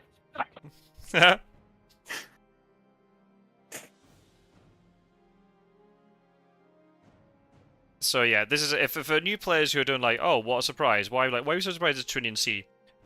Probably would say 90+% of the time, Dracula will go to Trillian Sea here from Ionian, just because it provides more options, it's the safest route. If you get caught in Adriatic, there's a risk of Consecrated Ground ruining your day. Black Sea is just fraught with danger if you get then CG'd and trapped and Huns can close in on you. Tyrion is nice and safe, go to Cagliari, lay down something, feed. In this case, maybe a vampire might mature, which then will clear Tyrrhenian, which is very nice. And then you can leave in either direction, and even then going to Mediterranean is still quite good, because then you got Wolf Form from Mediterranean options, you can keep going round to Britannic if you want. Oh, here we go. Oh, there's all the memes in chat for you, Rook. There you go. That sparked conversation. There we go. That's right, yeah. Claus' Hurricane Kick, I like that. High commit, high damage.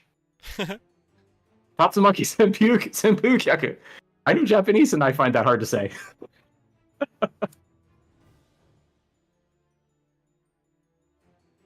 Plotting is a DBZ style charge move. Mesmerizes another counter but lowers opponent's damage. He's just standing there menacingly. Menacingly, yep.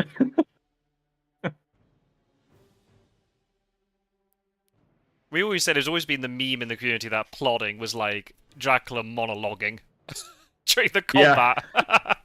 Yeah. Hello, dear hunters. Would you like to hear some poetry? And then, meanwhile, they're all just wailing on him with knives. Like, no? You don't want to hear my epic haiku? Oh, there was a character, I think it was Street Fighter V, that like all of his win quotes were haiku. Nice. Gyro, that's your next mission. Fury of Dracula haiku. There you go. Get it done. Our poet in residence. Absolutely. Of the Fury of Dracula community. Bats is kicking the internet router. Fog is disconnect. Oh my goodness. But the thing is, in Fog, you can then initiate combat. So it may not be a disconnect. It's like Schrodinger's disconnect.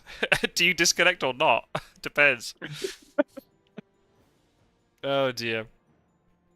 So yeah, we got one more day to find out what on earth is in Athens. Unless Unearthly Swiftness comes out, but he doesn't need Unearthly Swiftness unless Godalming is going to magically go back for it, but I doubt it.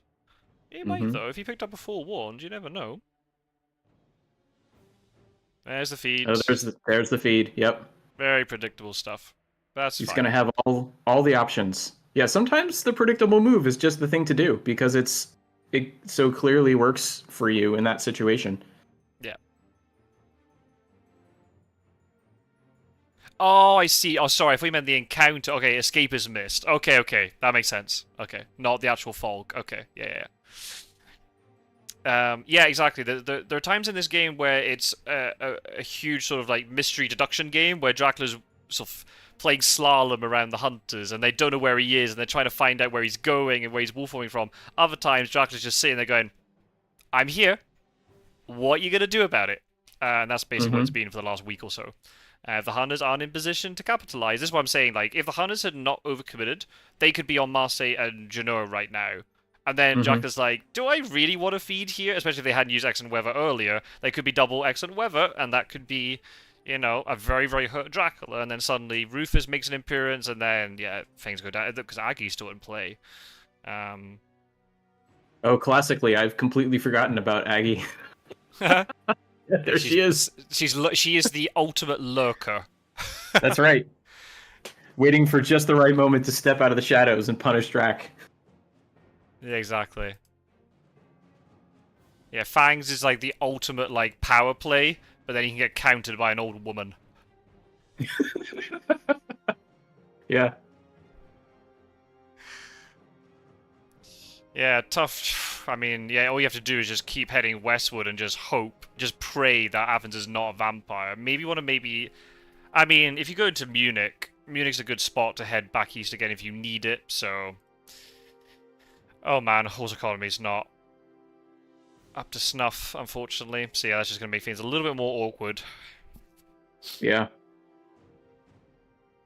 Yeah, you might have said, too dangerous to feed now, and I just leave. Yeah, but then you haven't fed, and then you might need that 3 health later. Because then he's definitely going to Mediterranean then, right? So he doesn't benefit... Well, I guess you'd still benefit because you'd be in Mediterranean. The vampire matures, you go then back to Teridian. But you're taking a little bit of extra damage. You might miss that feed. You might need it later, and you're not able to do it. So you got to try and just... sort of just sneak in those feeds when you can. But in this case, if you felt like he wasn't under pressure, that's good.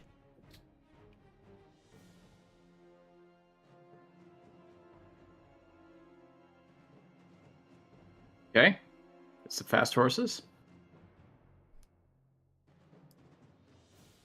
Oh my goodness, we've got new people. Look at this. Yeah, maybe the update is drawing some people in now that it's official. On all the various platforms except for consoles. Yeah.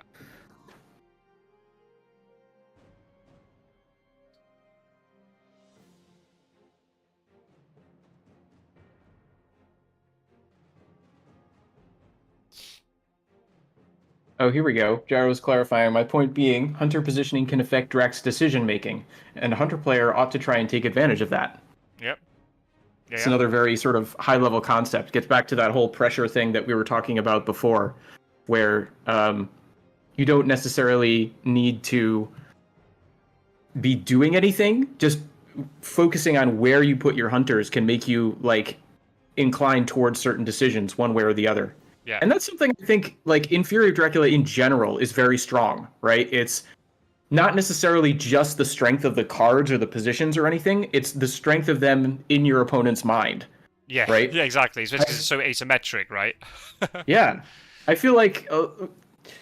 I really like... I think probably one of the more obvious examples is, putting on a garlic wreath or something like... You hardly ever see it. But when you do, it's like all of a sudden, there's this huge... de-emphasis towards Fangs, right? Mm-hmm. And then, as you were saying before, there's also the hidden... Ooh, here we go. No huge surprise there. There's also the hidden aspect of things where it's like, okay, what's this encounter? What's in his hand? And you're inclined to think of worst case scenarios, and that can very much change the way that you play things. Oi, it wasn't a vampire, people, but it was a hoax. It was a hoax. How many Drac events is he choosing from? Good question. Let's quick count. 1, 2, 3, 4, 5, 6, 7, 8, 9, 10. One of them is definitely Devilish Power. There might well be something. He's got something else in his hand anyway. Already got one. Wow. Ooh, has got the points, but that's a good Hoax Mature. Putting an extremity like that, especially behind a vampire. Here he goes. What's he got? So that's the only problem is because that wasn't a vampire. Tyranian's still on the trail. Hyde's still on the trail, so he can't stay in Cagliari now. Mm-hmm.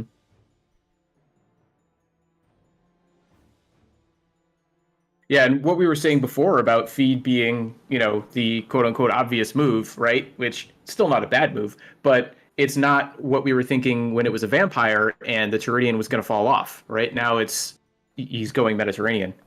Yeah, absolutely. Because now the hunters know definitely the direction he's going in. There's no disputing it, so you can just get hunters positioned in a way that they can cover.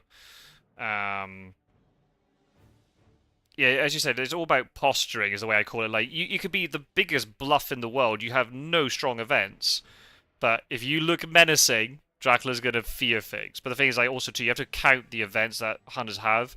Godalming's very strong. He's got 3. Seward, nothing. Van Helsing has 1. Mina has 2, but one of them is blood transfusion. So the Hmm. strength of hunters right now is quite minimal. I mean, he could have some very good stuff, but because it's only, he's only he's about half full in terms of events. Dracula doesn't have to fear as much as he would do normally. Hmm.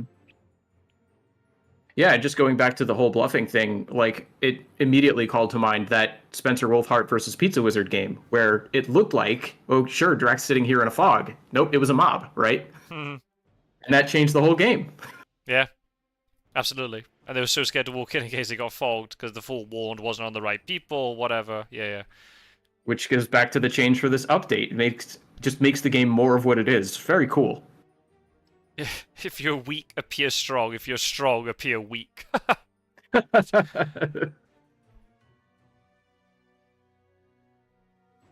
I'm just catching up on the whole monologue conversation in chat. It's I won't read it all amazing. out, but it's pretty funny. It's amazing.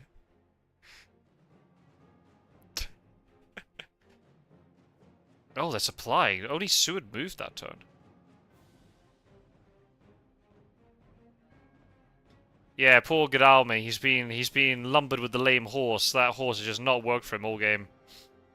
Gotta give it some sugar. Yeah, get those cubes out of his pocket. Being too stingy.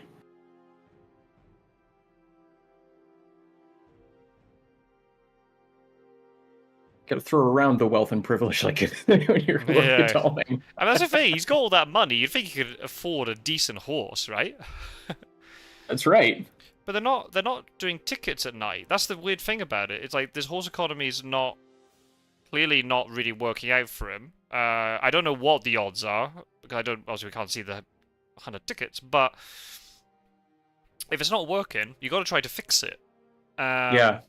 Unless he believes that he's holding on to some good tickets because he can make use of them, which probably makes sense because if you're going to go into Iberia, a charter carriage from Milan is pretty nice. You can get all the way to Saragossa, combine it with a renewed vigor, you can get to Cadiz or wherever you want. Yep. Yeah, that's one thing that, like, my opinion on horse economy, I think, has been the most topsy-turvy throughout my entire experience with Fury of Dracula. Because I remember it was the first thing that really blew my mind when I found the online community. I was like, whoa, that's not how I use train tickets at all, right? It seems very counterintuitive. It's like, oh, you don't want to use the best ones? You don't want all the twos in your hand? No, you want to save those for the horses so that the pool is rich with those when you pull them so that you can move more versatilely.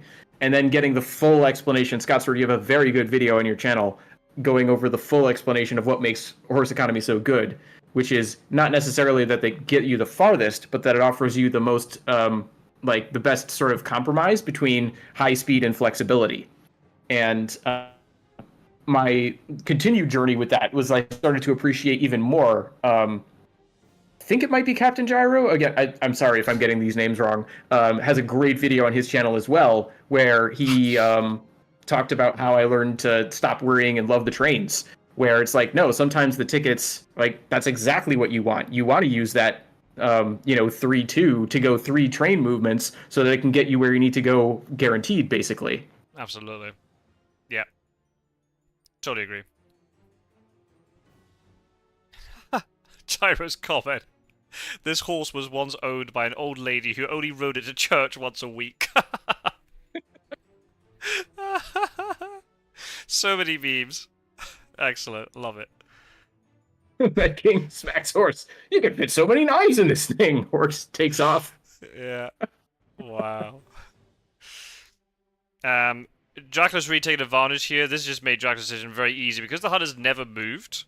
off Milan, he can just wolf form into Iberia so freely here. Yeah, that's true. And then you got Cagliari to deal with. That could be a vampire. Yeah, it's not rumored though, but still, it's yeah, it's Yeah, it's another question mark, right? We were talking earlier about like what exactly is this card? Is it gonna turn the whole game, right? mm-hmm. If you start seeing Seward slowly move towards Cagliari, you could use an unearthly swiftness just to force this mature. Also wipe the sea spaces and feed as well, which would be pretty handy for Dracula. Mm-hmm. Yeah, and if it's a vampire, get the wolf form. Yep, absolutely. Which you might well need, depending on how quickly you have to leave Iberia. But yeah, the Huns have not moved, which maybe they want to Psychic Scan Italy just in case there's some sort of shenanigans going on here, but you need to spread out the Hunters a little bit. Okay, check that. That makes sense. That is a place that has to be checked. Dracula could be playing sneaky, but the odds are so great here that Iberia is just so left open, he's just gone there. And the thing is, too, because the Hunters all committed, most of them committed into the east, and they had to backtrack, there haven't been many supplies. We have to also bear in mind there were 5 night supplies out of this from Mystic Research.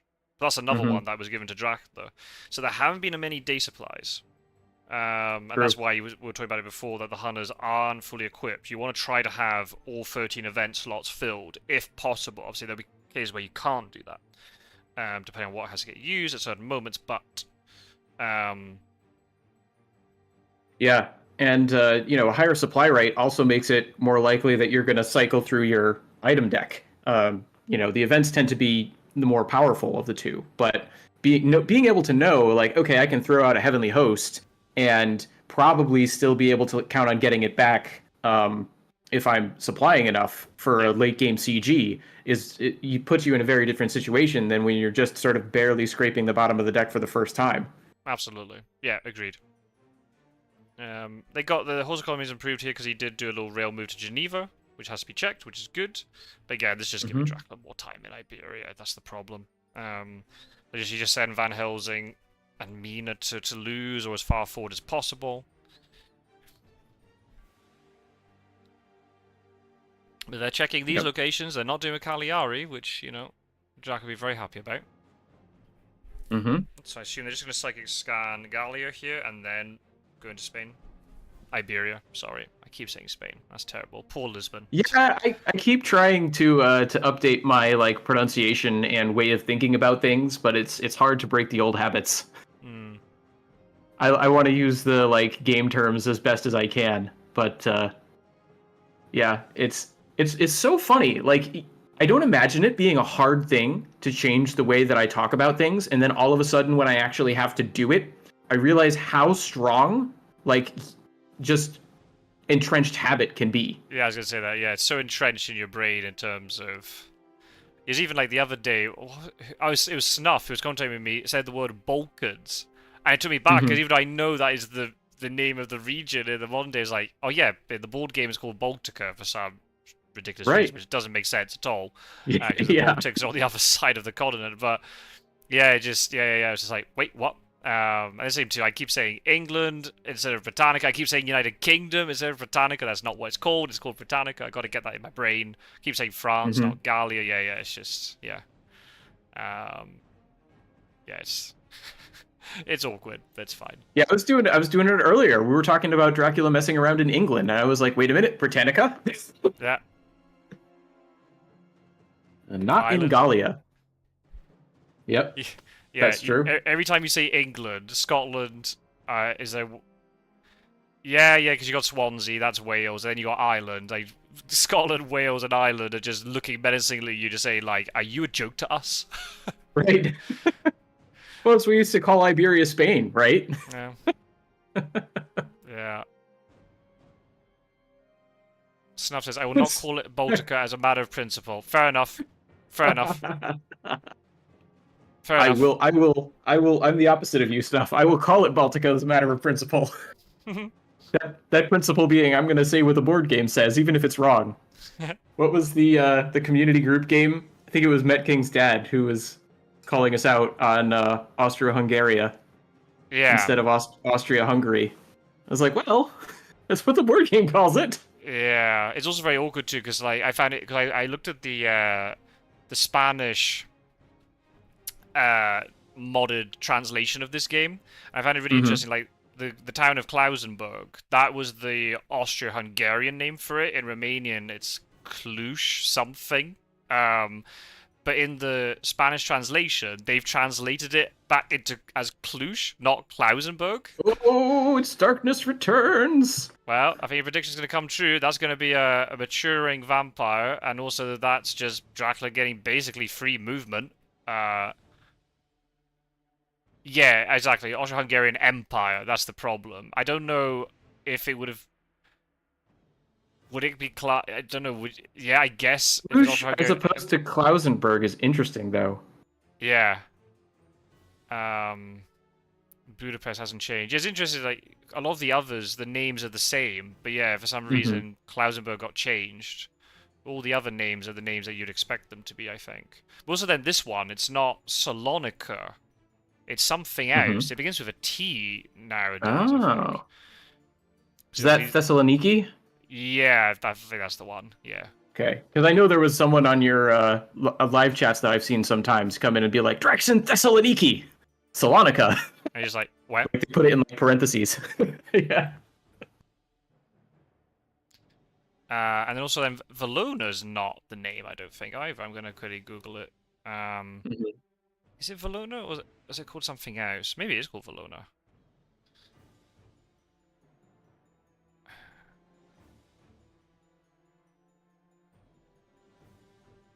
Oh. But yeah, it's interesting to think of the way that like politics just permeates language so thoroughly, right? That you would have this Mm, place name that like, oh, from this perspective, it's Klausenberg. Oh, from this perspective, it's Cluj, right? Or yeah. whatever the actual pronunciations are.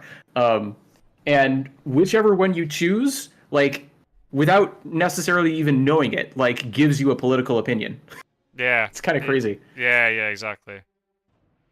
And Have when you you're removed from it, right? Like if you're an ignorant American talking about England, not really fully aware of what geographic area that encompasses, right? It's a little bit safer relatively. But then when, I'm talking to someone who's like, "Oh, I'm excluded by your use of the term England," all of a sudden it becomes much more important. which was like one that's closer to home for me, like the City 48, Saragossa. Even in Hmm. English, I would never call it that. For me, I found it shocking when I discovered that is the. It makes sense. That's the English pronunciation, but it's also the spelling is different because in Spanish it's with a Z. I think Ah, because I learned. I guess I learned it the name of the place first, not from geography, but from the FIFA football, like the video games, I where see. I saw it written on the club badge as Faragotha. I was like, okay, even I would have pronounced it with the English, pronunciation of Z. Um, for me, I found it so shocking when I suddenly realized on the board, I was like, oh, it's Saragossa with an S. It's so weird to me. But then because I Mm. live, in that sort of region of Spain, you've also got the Catalan language, and in Catalan it's written with an S, and it looks so weird every time I see it written with an S. It just I can't get my Mm. brain around it. For me, it's Faragotha with a Z, and it always will be. It just depends on the way that you learn it first as well. Interesting. Yeah. For a I, less politically charged example, I'm thinking of the difference between, like in America, we say aluminum, and in British English, it's aluminium. And there's actually a spelling difference. Like, I mm, used to think it was just a difference in pronunciation or whatever, but like, no, there's two different official spellings for that word, yeah, and they both are spelled how they sound. yeah.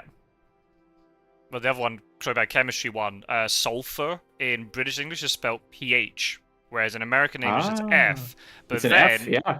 in the chemistry community, they, in their ultimate wisdom, decided that any sort of like description of sulfur or sulfur-related compound would have the spelling with the F.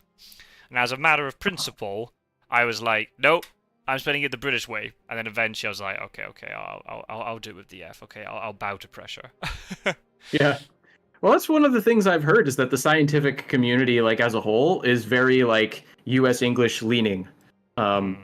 but I've also heard that it's like they've sort of created out of English an international language of science. Like I think I don't you might know more about this than I do, but I remember hearing like there's like this sort of slightly different version of English that gets used in a lot of scientific papers so that it can be more universally understood around the world.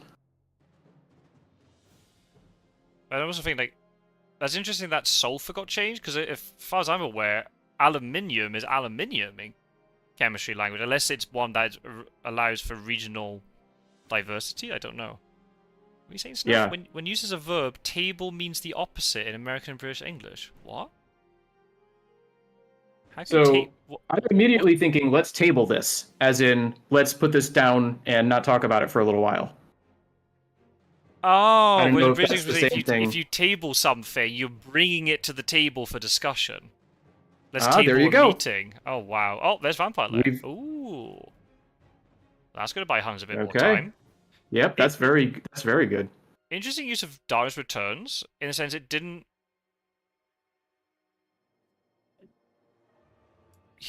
guarantee the mature of this, unless he did it to avoid the hunters moving in and to maybe he's played a bit greedy here. Maybe he went to like Madrid and he wanted to like backtrack a little bit and then take advantage and move away now to get a little bit of an extra bit of movement in. Yeah, that could be. I'm still calling it for my prediction before the game even started. We've seen a Dracula event majorly swing the events of this game. Thank you very much. We'll have to see. It depends on what the card is, and depends also like Dracula's movement. We'll be able to determine if that's the case or not. Oh, interesting. I thought that doesn't make sense to me. Table is that you disregard something. Wow. For us, like, no, if you table something, you table emotion, you bring it to the table, you want to discuss it. Wow. Interesting. Yeah, I hadn't heard of that one before. Good one, Snuff. The one I find really annoying, and like I'm sorry, I hate to rant, but it legitimately pisses me off as a British person when I hear Americans say, "Catch me up." If you're like, if I'm the one who doesn't have information, you say to somebody, "Can you catch me up?" No, if you catch someone up, you are trying to get. It's the wrong way round. If you say "Can you catch me up?" then you're saying that the other person is behind you. It's like, no, you're the one who's behind. You want to get caught up. It's all done the wrong way round. But so the other person has to like go backwards and pull you forward, right? It makes perfect sense. What? Oh, what? No, I'm not buying that one. We have opposite intuitions. Oh my goodness! I'm sorry. I cringe inside when I hear someone say, "Oh, can you catch me up?" It's like, no, no, they're not the one who's behind. You're the one who's behind. You need to catch up. Can you get me caught up? Yeah. Well, I'll say, like, when I started talking to you, like, I don't think I ever made this observation like out loud anywhere, but you were saying very frequently, like, you weren't to know. And I had no idea what that meant. And, like, based off of the context that you were saying it in, I was able to work out, you must mean there was no way that I could have known that, right? In American English, we just say, you couldn't have known. Whereas the British expression is, you weren't to know. And this actually, like, came into, like, I think I put in like an after the fact disclaimer in my Translation-Born series because the studio that translates Bloodborne is based out of the UK. And so they use a lot of Britishisms in their games. And I was catching some of them when I was doing my like Translation-Born heavy analysis that like flew over my head the first time. Like I didn't know half cut was supposed to mean drunk, and I didn't know all over the shop was supposed to mean everywhere. Yeah, in terms of like a very like disorganized, chaotic type of way. Yeah. Yeah. So I didn't know those, but I also didn't know you weren't to know. And there's a character who at some point says you weren't to know and it wasn't for you to know. And I had no idea like how to parse that as an American English speaker. And so just being introduced to your version of this game, right? Like totally changed my perspective on that. Ooh, well, we got a vampire mature. No real surprise. There we go. It wiped the wolf form, but it wiped the rumor token. Maybe that was an error on Roscoe's part. The fact that he put a rumor token one turn too early, and now he's having to go back to C again. But I guess depending on how he's moved. Oh, I wonder what he's done. Did he use Dark Returns to go like Madrid, Granada, and then he used Dark Returns to get? Oh no, but they still get a night action. I was saying like to avoid consecrated ground, but that's impossible because, well, maybe they would to avoid them jumping in and realizing he's in Granada, and then they CG him. Maybe I don't know. Has he gone back to Maybe. Mediterranean? That'd be interesting if he has done that. Yeah, you want to know. You had no way of knowing. Yeah, we say both of them interchangeably. Yeah, it's interesting. Yeah, and it totally like threw me off. I had this whole episode where I was trying to parse what that meant, and I was like, I don't get it. And then later on, I was talking to you, and I had to like go back and like put a little comment, be like, yeah, actually it means this. We should just create a podcast at some point. We've I never think run that out could of be things to talk fun. about. You have to join me the next time I go on a long like American Truck Simulator or Euro Truck Simulator. Just join me. The amount of Okay, stuff we ended up talking about. wide ranging. Absolutely. We could talk about language differentiation all day. Absolutely. I can catch you up. Oh god. Don't you start. I hardly ever say that expression, so I don't imagine it coming up very much. Right, okay, so Dracula is one vampire away from winning. Vampire has been used, so there's no way that's going to come out again. If he has to land to win from sea, needs to move twice. But if he moves enough, it might not be a problem. Yeah, Hunters have got a bit of a problem here. They've got to deal with potentially 2 encounters, maybe only 1, maybe there's a hide. Interesting he didn't feed before he went to sea. Maybe he thought he was under a bit of pressure. Maybe. Hey, Snuff, good stuff. Yeah, your husband's in the know. He knows what we're on about. Mm-hmm. Excellent. All that British media. Yeah, very good. That'll do it. Any others? Yeah, the discussion convoy. Yeah. We have to make it happen. We have to make it happen, Aruk. The people want We have to. I don't know if I'd go that far. If you include us, right? The 2 of us want it. That's 3. We're people, yeah.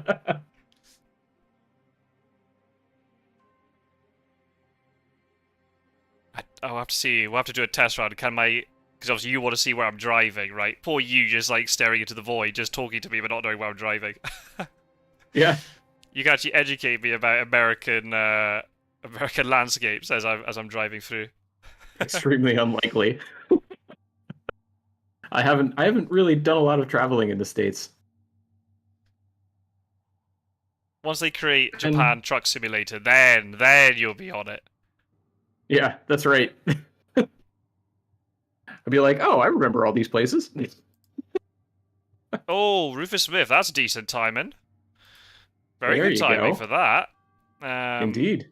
9 health. I mean, a couple more sea moves, that's suddenly their heroic leap range, and then if they got enough movement. But again, look, they've overcommitted to Spain again. Iberia. Oh no, they're all in Spain. That's fine. I can say that. They've overcommitted again. This is a huge problem. You don't want to do this. You send 1 hunter max into Iberia, get someone on Bordeaux to maybe get an evil presence. Marseille's good. Get someone else, maybe with Mina with Seward or something, so you can then Psychic Scan or Hypnosis, Supply. Yep. So where do we think Dracula's going? I know normally if you're leaving Iberia, you'd want to be headed east. Yeah, I can't remember. Was there a hunter in Saragossa? Because he could have maybe gone Saragossa, Barcelona, but it's most likely he's in South Atlantic right now, moving to either North Atlantic or Med. You maybe play the probability game and go to Ireland, because maybe the hunters don't have CG. Mm-hmm. Yeah, that's the real question, is do they have CG? I was going to say otherwise, Dracula just stay at sea and run out the clock, because that's Friday night in South Atlantic, Saturday, Sunday land, and then move once more. But now with Rufus Smith, that's where things start getting risky, because then suddenly you just get a CG placed in the wrong position. He's got wolf form, though. He can surely work around it. But then he could die from it. We'll have to see.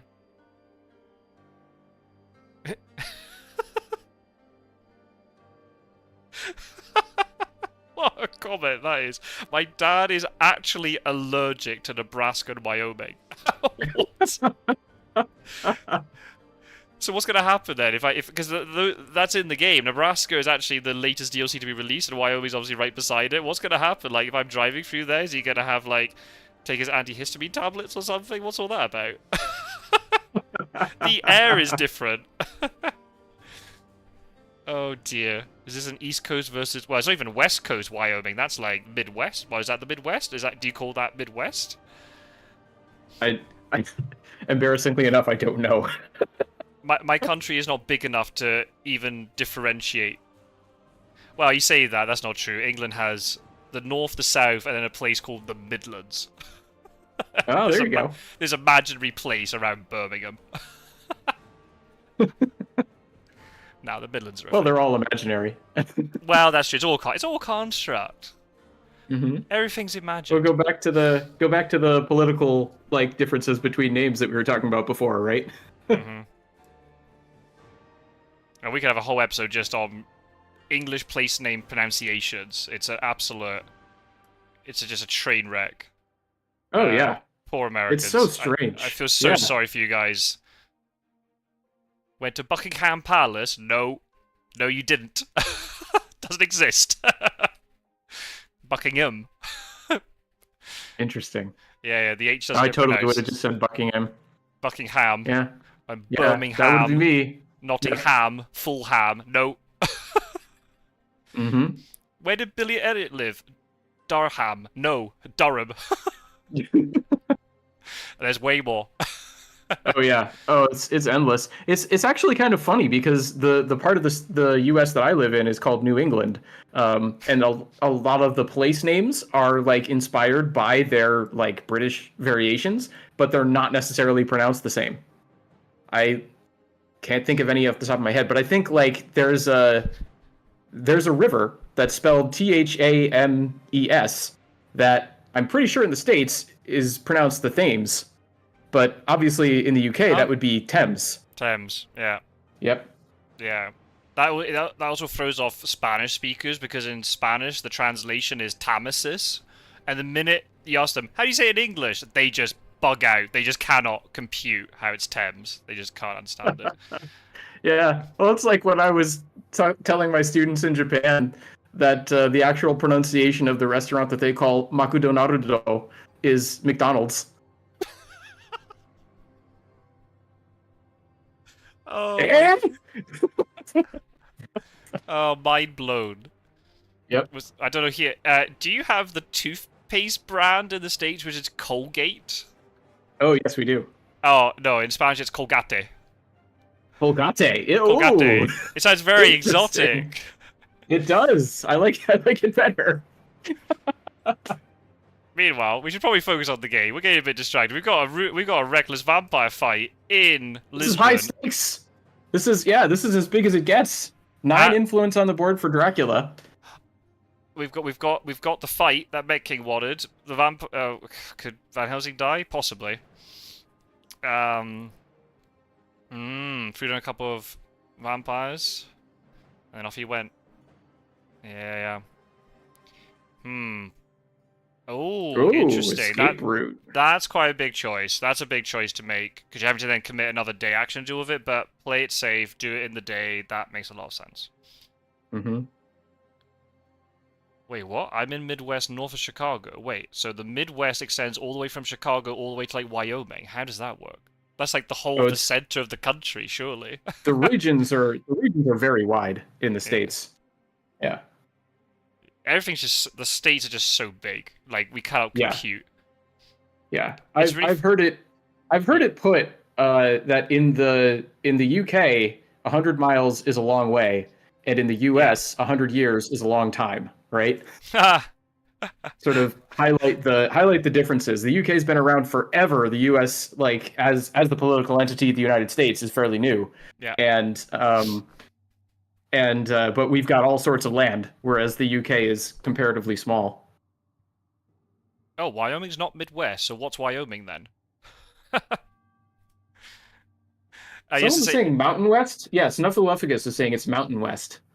oh, oh, Yeah, okay, Mountain is its own region. Yeah. fair enough. You're talking about the Midlands. We've got Mountain. The fact that your country extends across 4 time zones, and then you got Hawaii and Alaska, whereas just like, nope. Yep. It's always really funny when American people come to Scotland to do like touristy stuff, and they look at the distances and go, "Oh, we can go to this place and this place and this place and this place and this place in one day, right?" And it's just like, no. Yeah. These are not highways. These are like little snaking country roads where you have to go at 50 miles an hour max. Yeah. Or you get stuck behind a tractor. No way. Oh yeah. I get stuck behind a tractor in this region a lot.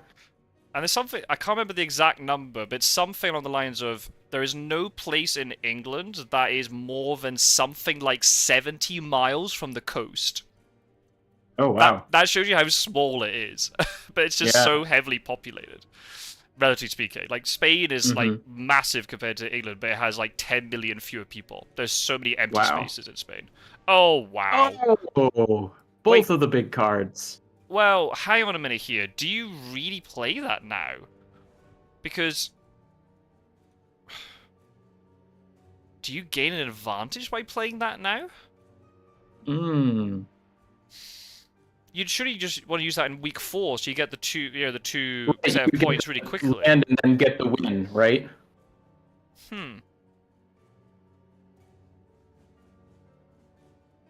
I guess it will still accelerate distance.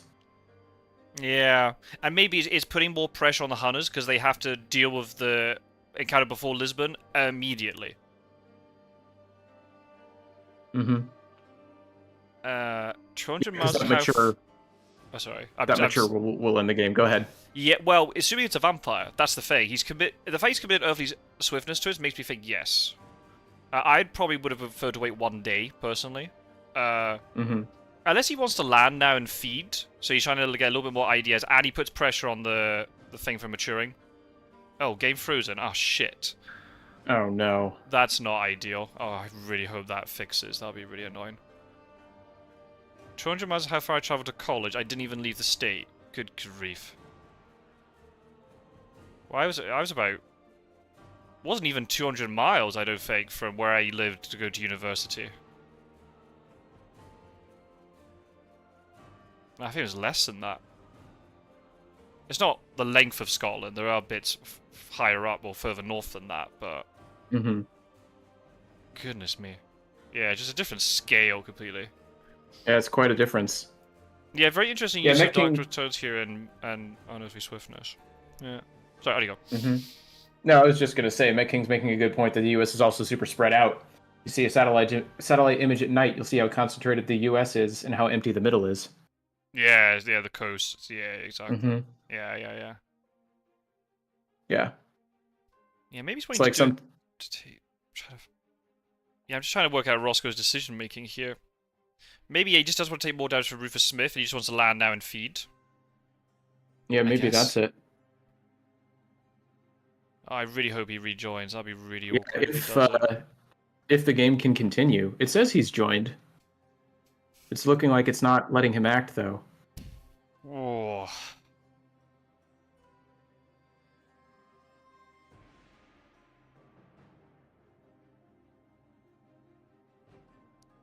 Okay, back. If he... I'm thinking, if he uses Unearthly Swiftness now to land, then feed, he'd be on 10 health. So even if he gets Consecrated Grounded, he'd still be able to go back to sea. He wouldn't die from that. But then the trail would get wiped, which is pretty important. Ah, damn it.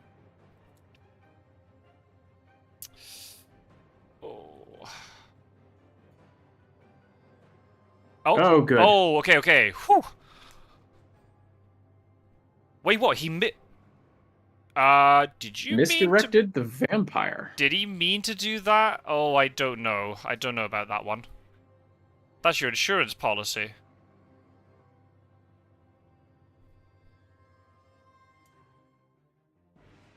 Okay, wolf forms. I guess he's going to feed now, I assume. That makes him very safe from Consecrated Ground, then. So now he gets another... Why did he misdirect? That's so strange. You want... That Maybe... seems unusual. Did he misdirect by mistake? And he's like, oh, well, I can't misdirect the thing that's going to be closest to maturing. Let's misdirect the other one. Yeah, maybe. Yeah, I think that might be a misclick. That makes no sense to me. You got 4 influence vampire waiting there. You have to keep that alive. Mm-hmm. Ooh. Yeah, and even just dealing with it is more of a headache for the hunters. Yeah. He didn't feed. Interesting. Okay, he's definitely very safe from CG then. Mm-hmm. Where could he be? He could be in Prague, which wouldn't actually be very safe from CG, but then they have to find him there. And the thing is, that he's actually very safe in Prague, because if this is a vampire and it matures, that would win him the game first. Mm-hmm. But if the hunters deal Yeah, with that's it, the thing that would... I guess that would make the most sense of the misdirect, is if it's another winning vampire. but you just want to keep that alive, though. You just have double. Yeah, that's true.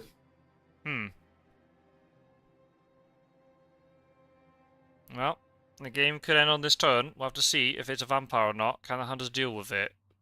The fact that... Mm-hmm. Yeah. There might be a stake around, but I don't know who has it.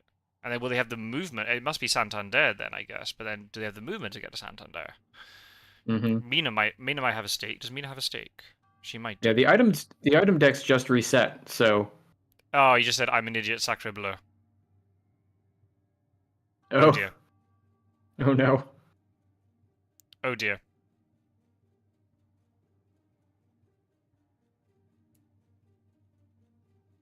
Yeah, it looks like that was not an intentional move.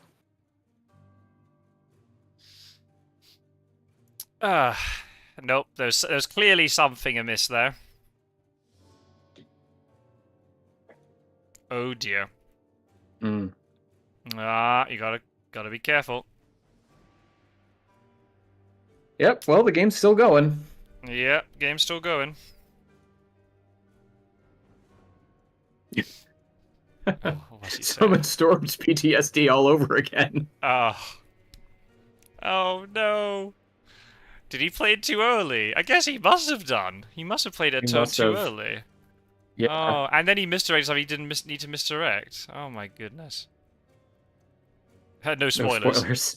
Oh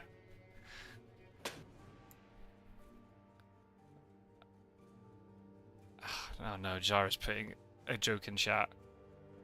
You know what they say about geography majors with a focus on meteorology. Come on. Give us the punchline, Gyro.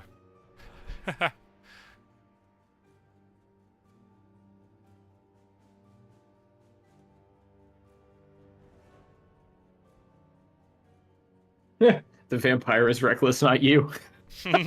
Yeah. That's true. Dracula is very calculating. Indeed. Indeed.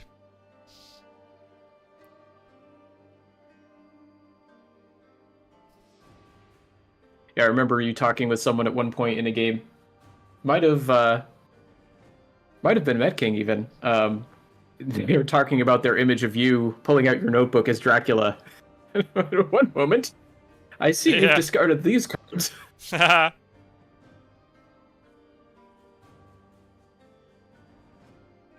Oh no! Oh, Captain Gyro. Met King knows not me. Wow. Did he set up a punchline that he now cannot deliver? I think so. Yeah. Putting all the pressure on Metceg for no reason.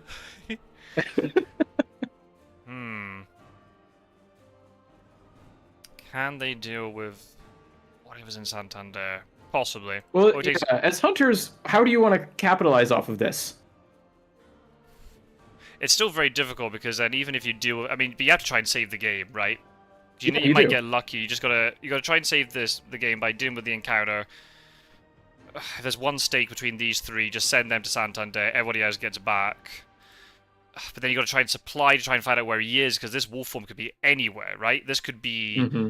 Mediterranean wolf form. It could be North Atlantic wolf. Well, wait, oh yeah, no, there's only two possibilities. There's North Atlantic or Mediterranean wolf form. So it can't be Germany. So that's decent. But then, is it Dublin with a hide? Is it Le Havre? Is it? It could be Cagliari again.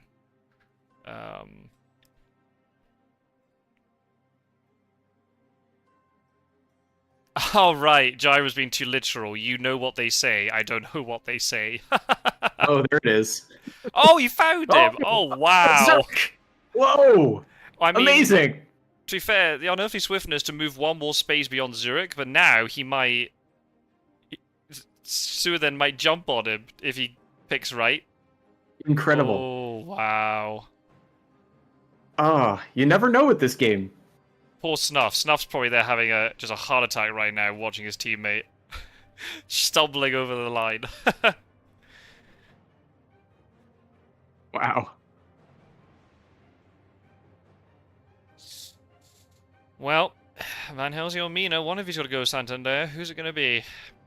Mm-hmm. The old man or the woman with the bite? To be fair, you know he doesn't have a stake, so you'd have to... I think... You could just... Go ahead. I was going to say, you could probably just force a night fight. That's true. Yeah. I would be tempted to send Van Helsing here, personally, because I think Mina is still more of a known quantity for Dracula, but... And we've seen the horse economy's not been great. One was if you don't send Van Helsing, and then Mina rolls slow. Mm-hmm. That's it. So... Yeah, where is Dracula? Has Dracula been... I mean, yeah, 41 would be the safest place to go to. Because Milan, you don't want to go adjacent to Seward and then move adjacent to Seward again. Yeah. In case he picks right. Could be in Strasbourg, though. Strasbourg would be good.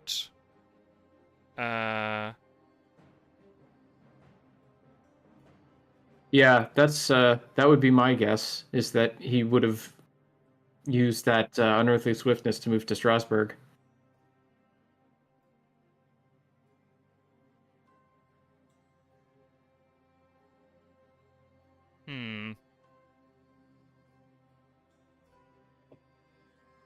Oh wow, the rhymes are going crazy in chat.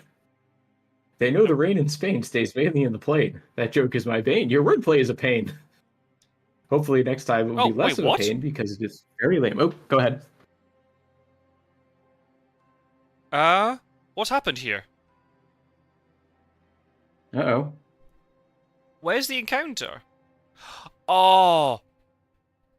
Is this a hide? Wait, what happened? There was Lisbon? No, that's impossible. Surely. Yeah, if it was a hide, it would have revealed both, right? Wait, hang on. He went Cagliari Mediterranean wolf form. Did the wolf form location ever get revealed? No. I don't think it did. Yeah. It's a hide. He hid in Madrid. Oh, wow. And because Cagliari matured, it wiped the thing in Madrid, and the hide colors remained. Stayed on the trail. Oh, and that's why unbelievable. And he couldn't misdirect it because you can't misdirect hide, so he was forced to misdirect Lisbon. Oh no! Wow. Yep, there it is. It's a hide. Oh, wow. Okay. What a crazy situation. I've never seen that before. It's happened a couple of times. I had a game against Roscoe where he did the same thing to me, and I was running around all of Baltica trying to find it. And he was just... And I was checking everywhere, like, where is this location? And he was like, it's a hide. Wow. And I did it once against Edward Scissorhands, just to... It's a poor guy, just, yeah. I went into Iberia, into Alicante. I think I hid there, and then I did some other stuff. Alicante... No, something matured before... Maybe it was on Cagliari, it matured. So, Alicante got wiped, but the hide didn't. So I was able to wolf form back into Alicante again. Unbelievable. He was just sorry. He was just like, "Where is he? How can this happen?" It's nasty. It's really nasty. So this is really this is quite well. It's not the worst case scenario for Dracula, but he's used 2 really powerful events. Basically, don't want to be rude, but to do nothing. He's moved 1 space further away from Seward. That's all he's achieved with these. He wiped away his, the vampire that was going to win him the game, potentially. Yeah. So he's now going to do the old-fashioned way in terms of moving.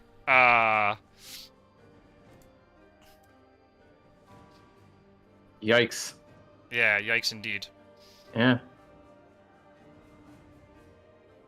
And that'll just be adding to Backstab's confusion in terms of where are these encounters. Mm-hmm. Yeah, so it's probably then a mistake. The fact he put a rumor token in Madrid when you know that Cagliari is going to mature. Mm-hmm. Yeah, that was a misplay, I think. Obviously, I mean, maybe just... There's the argument maybe you put a rumor token in Cagliari instead. No.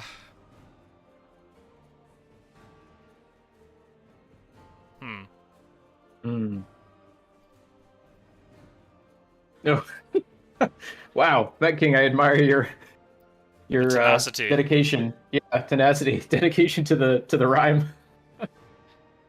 So Gyro likes a good rhyme, given the fact he likes writing his poetry.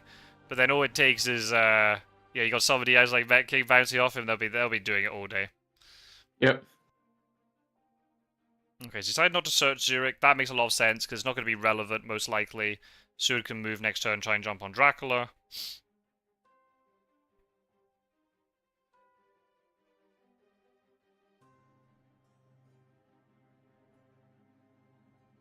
So as Dracula, where would you go in this situation? I would be tempted to run to an ocean.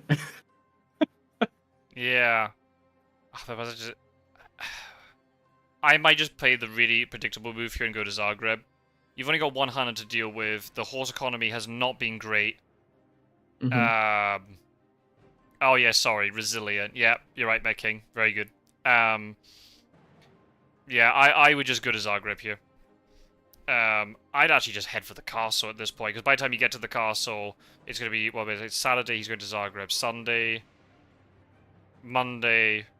Yeah, he would actually land in the castle the day that he would win and get the healing from it.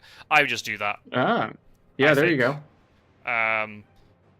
You don't want to go to sea too quickly, because then that kind of tells the hunters where you are. Take advantage of their poor movement by the looks of it, and just go to Zagreb. Szeged, Plazaburg, Castle Dracula. There you go. Done. He's returning home. That'd be my guess of what he's going to do. Yeah, and now you get the you get the healing first in this version. Indeed. Does Misthios still have a Drac event? Nope, he used both Unearthly Swiftness and Darkness Returns. So he managed to get... He got one of them off a Night Supply, and then he got another one from the Mature, which is pretty ridiculous.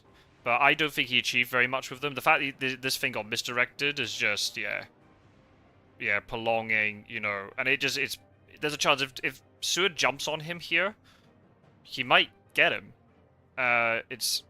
Yeah, if you get Renewed Vigor, yep, that'll do it. Here we go. The healing does trigger now, before the points. Well, it should. That should have been fixed. Yeah, I don't know if anyone's been in a situation where they could test it, but it's been listed as fixed. Yeah. I saw a game yesterday where it happened, but it was with a wolf form, and that was always... With wolf form, it always was permitted. And he didn't win the game off it, so I don't think it mattered. But, no, he, nope.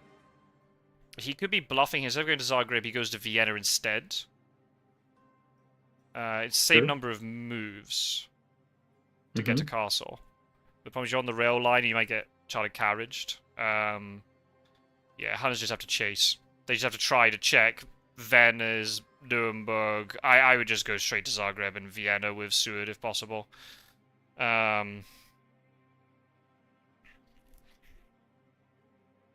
then Draco could have been sneaky, and he could have gone Milan. He's now in Genoa, hoping that they jump past him. Could be. He could also be Strasbourg, Brussels, Paris. Again, it's risky if you get caught. certain death, but Mm-hmm.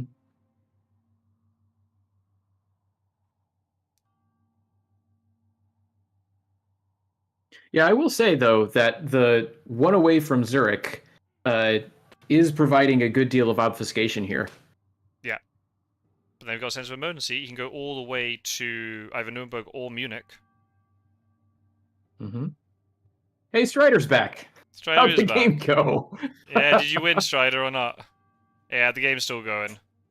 Oh, he's not in Munich. Okay, that puts the cat amongst the pigeons. I don't know if that's an American expression, but in Britain we say that. I've not heard it before.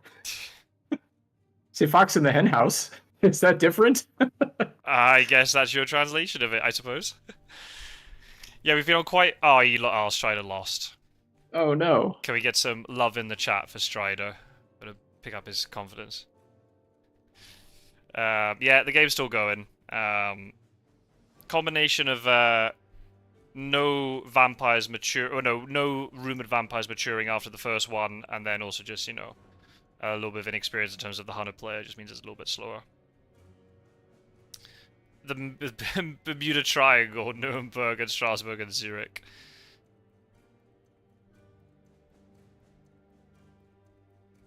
Come amongst the pigeons when you literally just imagine if you've got a group of pigeons and you put a cat in the middle of them, it's going to cause chaos. It's going to cause confusion and terror, right? It's going to create a... Sounds like a weak spot. Yeah, exactly. But if you're playing Calico, that's different. Okay, then. Right. Oh, wow. okay. Right. What's he going to do with his bats? Not as critical because that was the second renewed vigor action. Mm-hmm. He could be in Prague. That'd be very dangerous, though, with consecrated ground. He's probably in Leipzig, I would guess, unless he's been sneaky and going to Strasbourg. He could get jumped on now.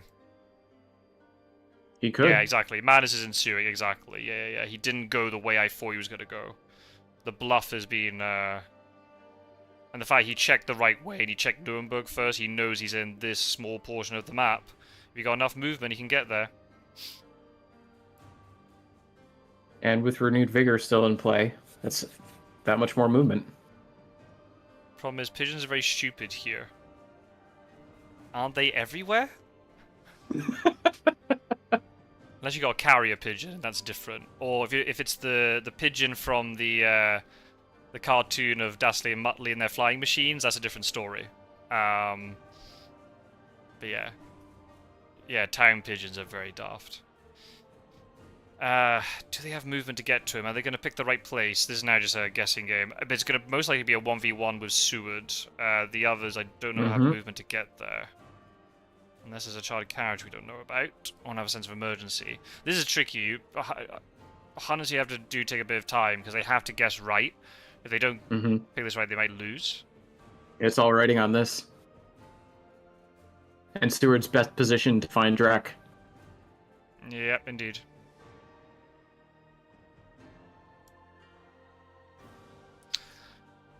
I'm not even going to read that out, Gyro. Willy Wonka. Wait, what? Fox in the Henhouse is not the same thing? Really? He's in Leipzig. Most likely. I'd probably say he's probably doing the Rook thing and trying to go to sea to escape if he needs to. Take you to the bank. He loves that place, I see. Oh! He's played chartered car. Well, I mean, it gives him 2 movement. Where's he going? Is he going to go to Leipzig first? I guess he will. 1, 2. Yeah, he can get to Leipzig. And it means he's not having to roll horses, which is pretty good.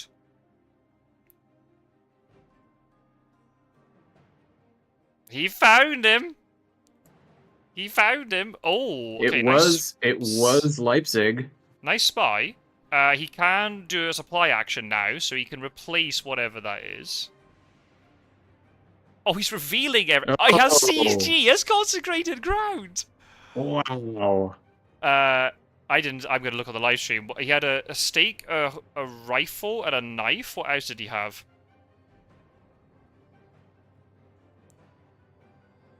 I was blindsided by CG personally. Yeah, same. Well, Heavenly Host. He has one of everything. So I guess you just supply here to try to get rid of the stake, and then you're obviously getting potentially one item. Mm-hmm. Can he get any other one, two, three? He could potentially get Mita there if she has Charted Carriage, but the chance of them having another one's unlikely, but you never know. I've seen stranger things. Mm-hmm. Yeah, exactly. Sir, they have CG.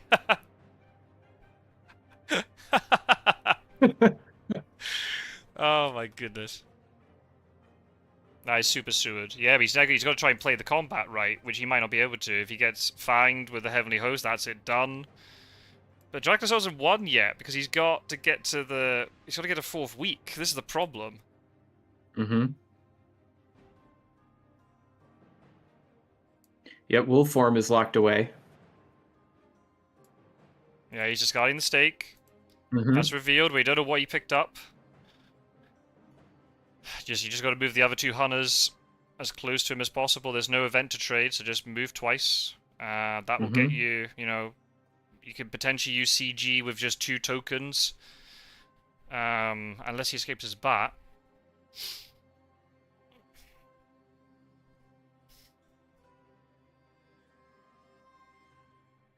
Yeah, you have to play for the CG on the ports, but he's got to do the combat first. That's the thing.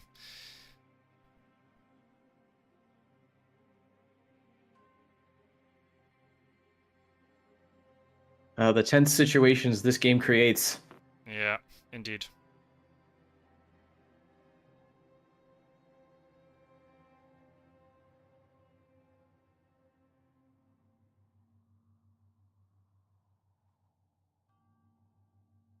Taking a while to think for Van Helsing here. Yeah, I don't think it's necessary. Yeah, I feel like Van Helsing's out of it at this point. Because he's off the rail line. Yeah.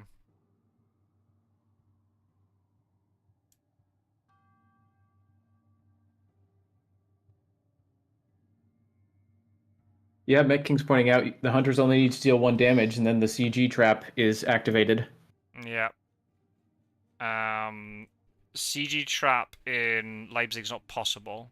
But it could be if they can force him. But the thing with with Gadami with bats, he's gonna be delayed next turn.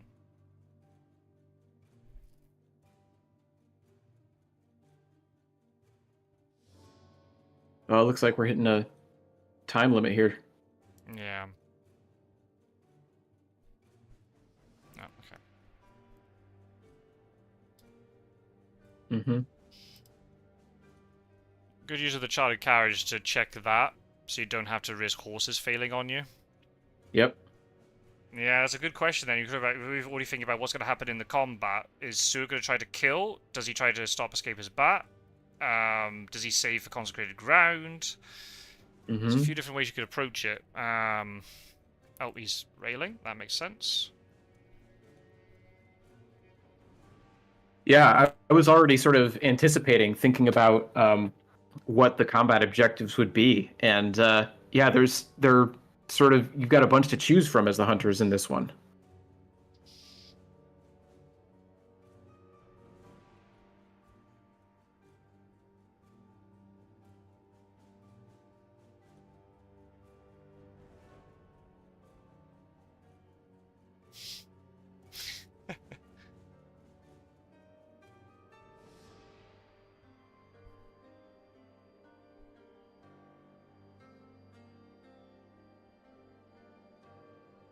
Okay. So it is going to be a 1v1. Yep. Which you kind of expected. Yep. Seward doesn't have an event to play. He only has the consecrated ground. Kind of interesting that the spy showed chartered carriage in his hand. Mm-hmm. Can you rail then horse in this? Yes, you can. You can play him in either order. You can play chartered carriage and then fast horses, or fast horses then chartered carriage. So we don't know what the other item is he picked up. It could be another stake, for all we know. It could be holy bullets. Yep.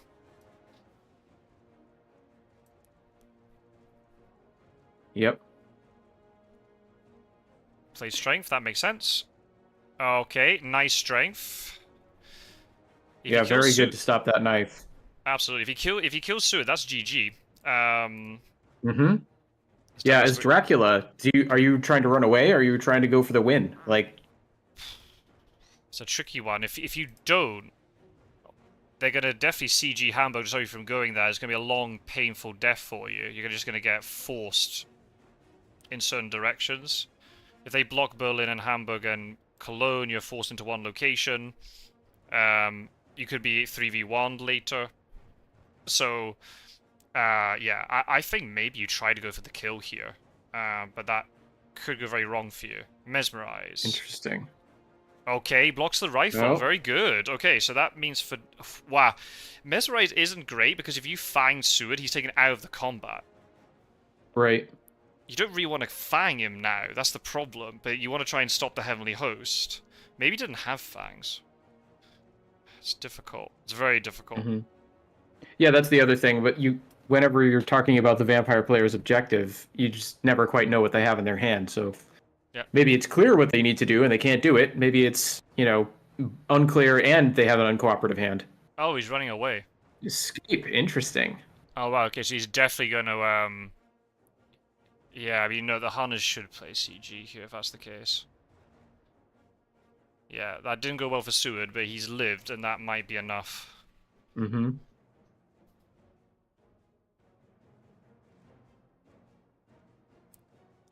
Yeah, that was a very critical combat. Yep. Yeah, that's one thing about this game that I really like. I don't know, like maybe you're planning to release it over the summer, but I talked about like last year you had that video where you were saying like what is it that you love about Fury of Dracula? Mm-hmm. And I remember my answer to that one was the way that it builds this tension and then releases it via surprise. And you can get little bursts of that throughout the game, but the weight of like importance that changes based on what's happening when, like it's amazing. Absolutely. That like the combat at the start of the game against the new vampire, right? That was one situation. The combat just now with Seward and Dracula, completely different situation, even though they're both combats. This is also really important here because depending how he plays this CG, Seward's not healing. Mm-hmm. So yeah, that's true. If Dracula's forced to stay in place, oh, he put CG in Leipzig. Oh, well, he's going to force him to move. Seward, yep. Yeah, it protects Seward, but then you can just put a Heavenly Host token there. I think having it in Hamburg's more... Well, is putting Hamburg more important? Yeah, you don't want him going to an easy port later. Hmm. Yeah, that's right. You have to think about the difference between the permanent and the temporary. Yeah, absolutely. They should have all three Heavenly Hosts. So, what are you going to... Captain Gyro, backstab with a pop-off in the chat. Sure, here comes big guy.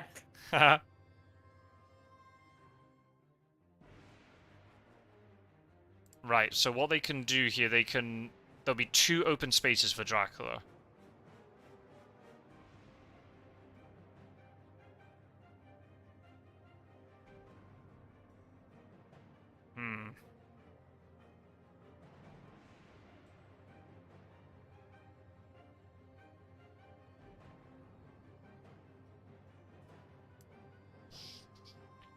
So, where are you going to put it? I would not put it... I would put this token in Cologne, personally. I guess it also depends on movement of Mina, and they can get to Cologne quite easily.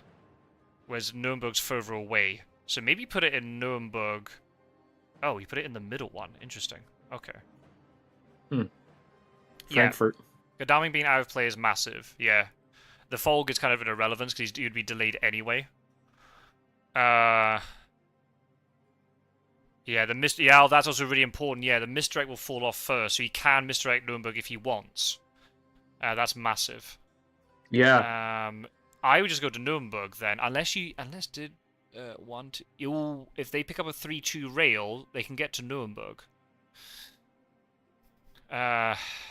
If Seward goes in alone into Nuremberg, he might be able to kill Seward because Seward hasn't healed.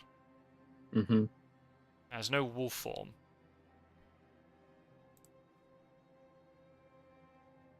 Yeah, maybe Nuremberg is the move. Possibly. Yeah, I would. But then, but the problem is you're moving closer to Godalming, who can cut you off next turn. Right, it's banking the whole thing on that turn. Maybe I would just still go to 41 anyway, and just hope that Seward moves in. You can try to kill him. You hit him with like a wolves. You know he's down one weapon, so Mm-hmm. he has to reveal. Maybe he picked up another weapon, but then you'll have to reveal it. Um, so you do at least 2 damage to him, and then you can just try and kill him in combat, and that'll be it. Mm-hmm. I guess that's just the way you do it. Clones because you're by the sea, but you might be so low health, you might not be able to go to sea anyway. Right. Yeah, he's at 6 right now, so yeah, it's scary. If he'd Fang Suit in that fight, he would have been 10 influence. Yeah, and 2 health better off. That's true. Mm-hmm. I guess you just want to try to kill Seward, I suppose. I mean, I guess the influence isn't the most relevant unless you're going to try and throw down a Reckless and try and get more points that way. Yeah, well, yeah, that's true. He only needs 1 more move for 4th week. Yeah, that's right. We weren't even thinking about 4th week stuff. Yeah, you're right. Maybe it was you should have fanged. Mm. Yeah, and then he only has to move today to win. Yeah, yeah, or like, this turn. That's very true. Unless he's put a Reckless here to try and get a point. Yeah, that misdirect in Lisbeth really cost him. Yeah. I don't know what that was about. Yeah, yeah. I didn't even think about it that way. I was thinking about trying to kill Sud in the combat. I wasn't even thinking about trying to get a point to keep it. I just didn't assume. I just assumed he wouldn't be able to survive the CG. But yeah, Leipzig was still a pretty good move. And it's not the Zurich Wolf form isn't blocking the move to Nuremberg, if you see what I mean. If you Wolf form, then move once, and then CG comes out, that Wolf form is acting kind of like as a free Heavenly Host token, because you can't misdirect it. Mm-hmm. I'd go for the kill. I'd go for a Reckless here.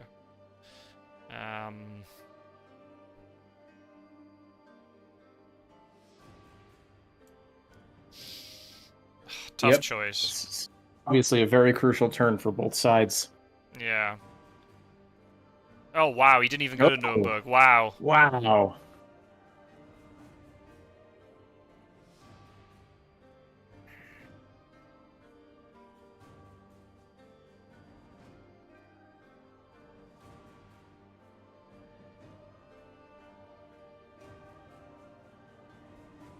So he's in Cologne. Has he fogged him?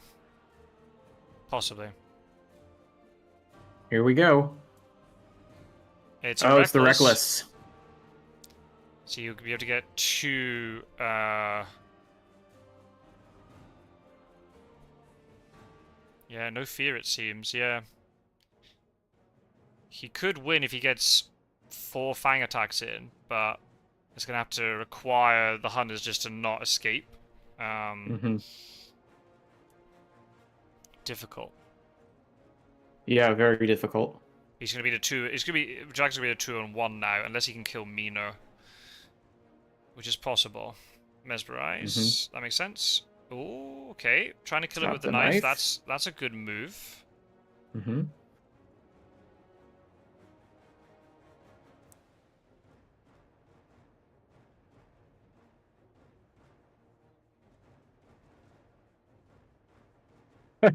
Captain Gyro making up for our subtle vampire leaning here. Let's go, Backstab!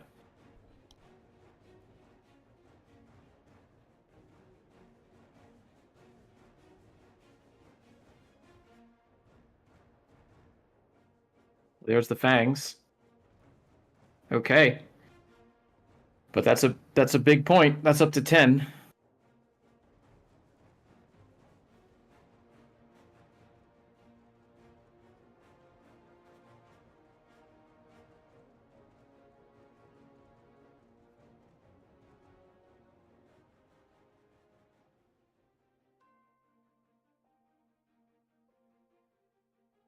Here we go.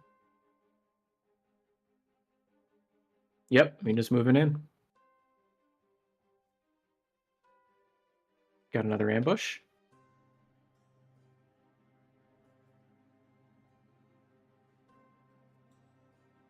And she escape roofs out. That's big because it means that Dracula isn't going to be able to as easily focus down on Mina's health. Still vulnerable to fangs, of course.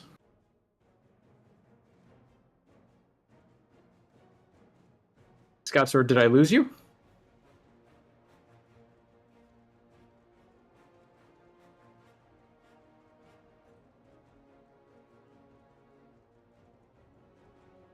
Yeah, can you hear Scott Sword?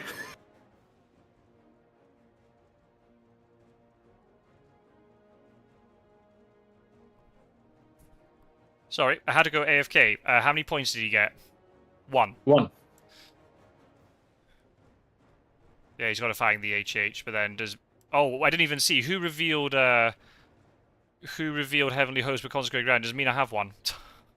Oh, I'm not tracking that information. Uh...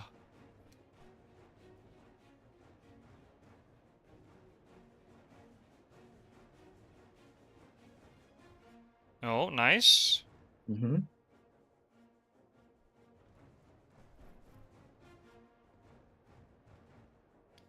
That's one thing gone. Heavenly Host? No, he... Oh, No, it was a wow. dodge.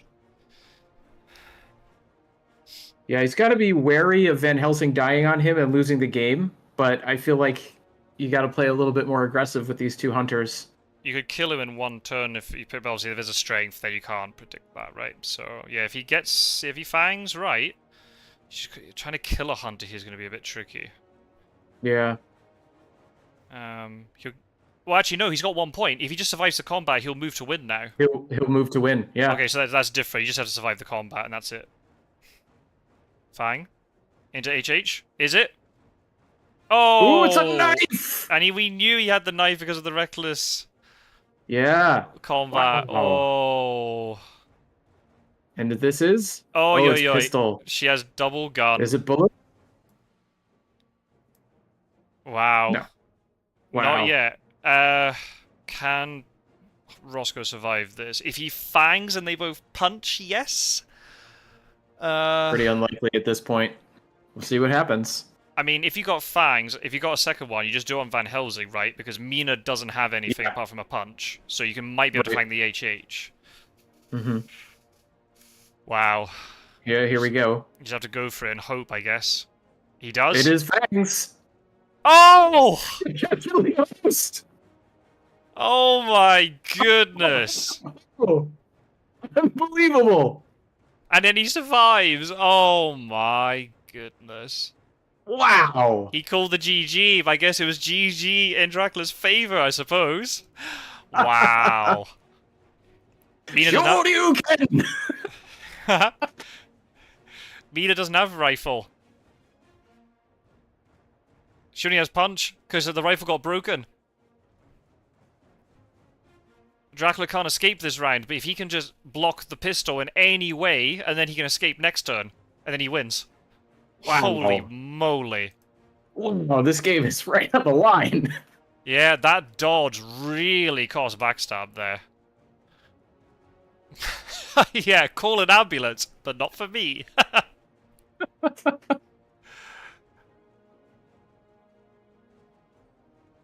Yeah. And there's a strength. That's it. And he got the pistol. That's a Dracula win.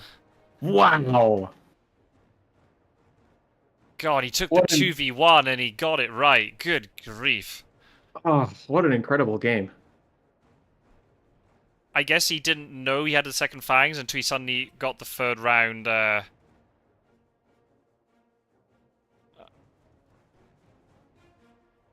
there he goes. And he gets the points. And he gets the 3 points instantly. Amazing. That's another Dracula win in the Immortal Invitational.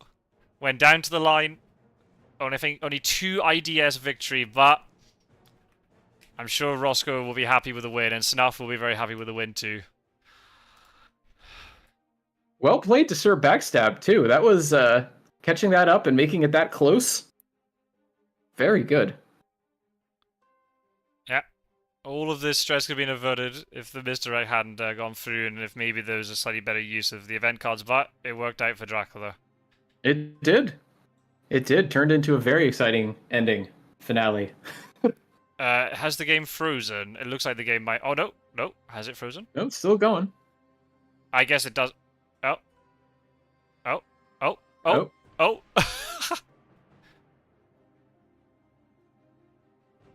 Off he goes. Mm-hmm. And he there gets it the 3 is. points. That's a GG.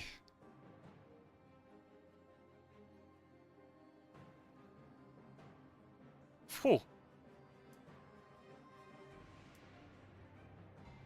Wow. Wow, indeed, wow. They're not all that close. Incredible.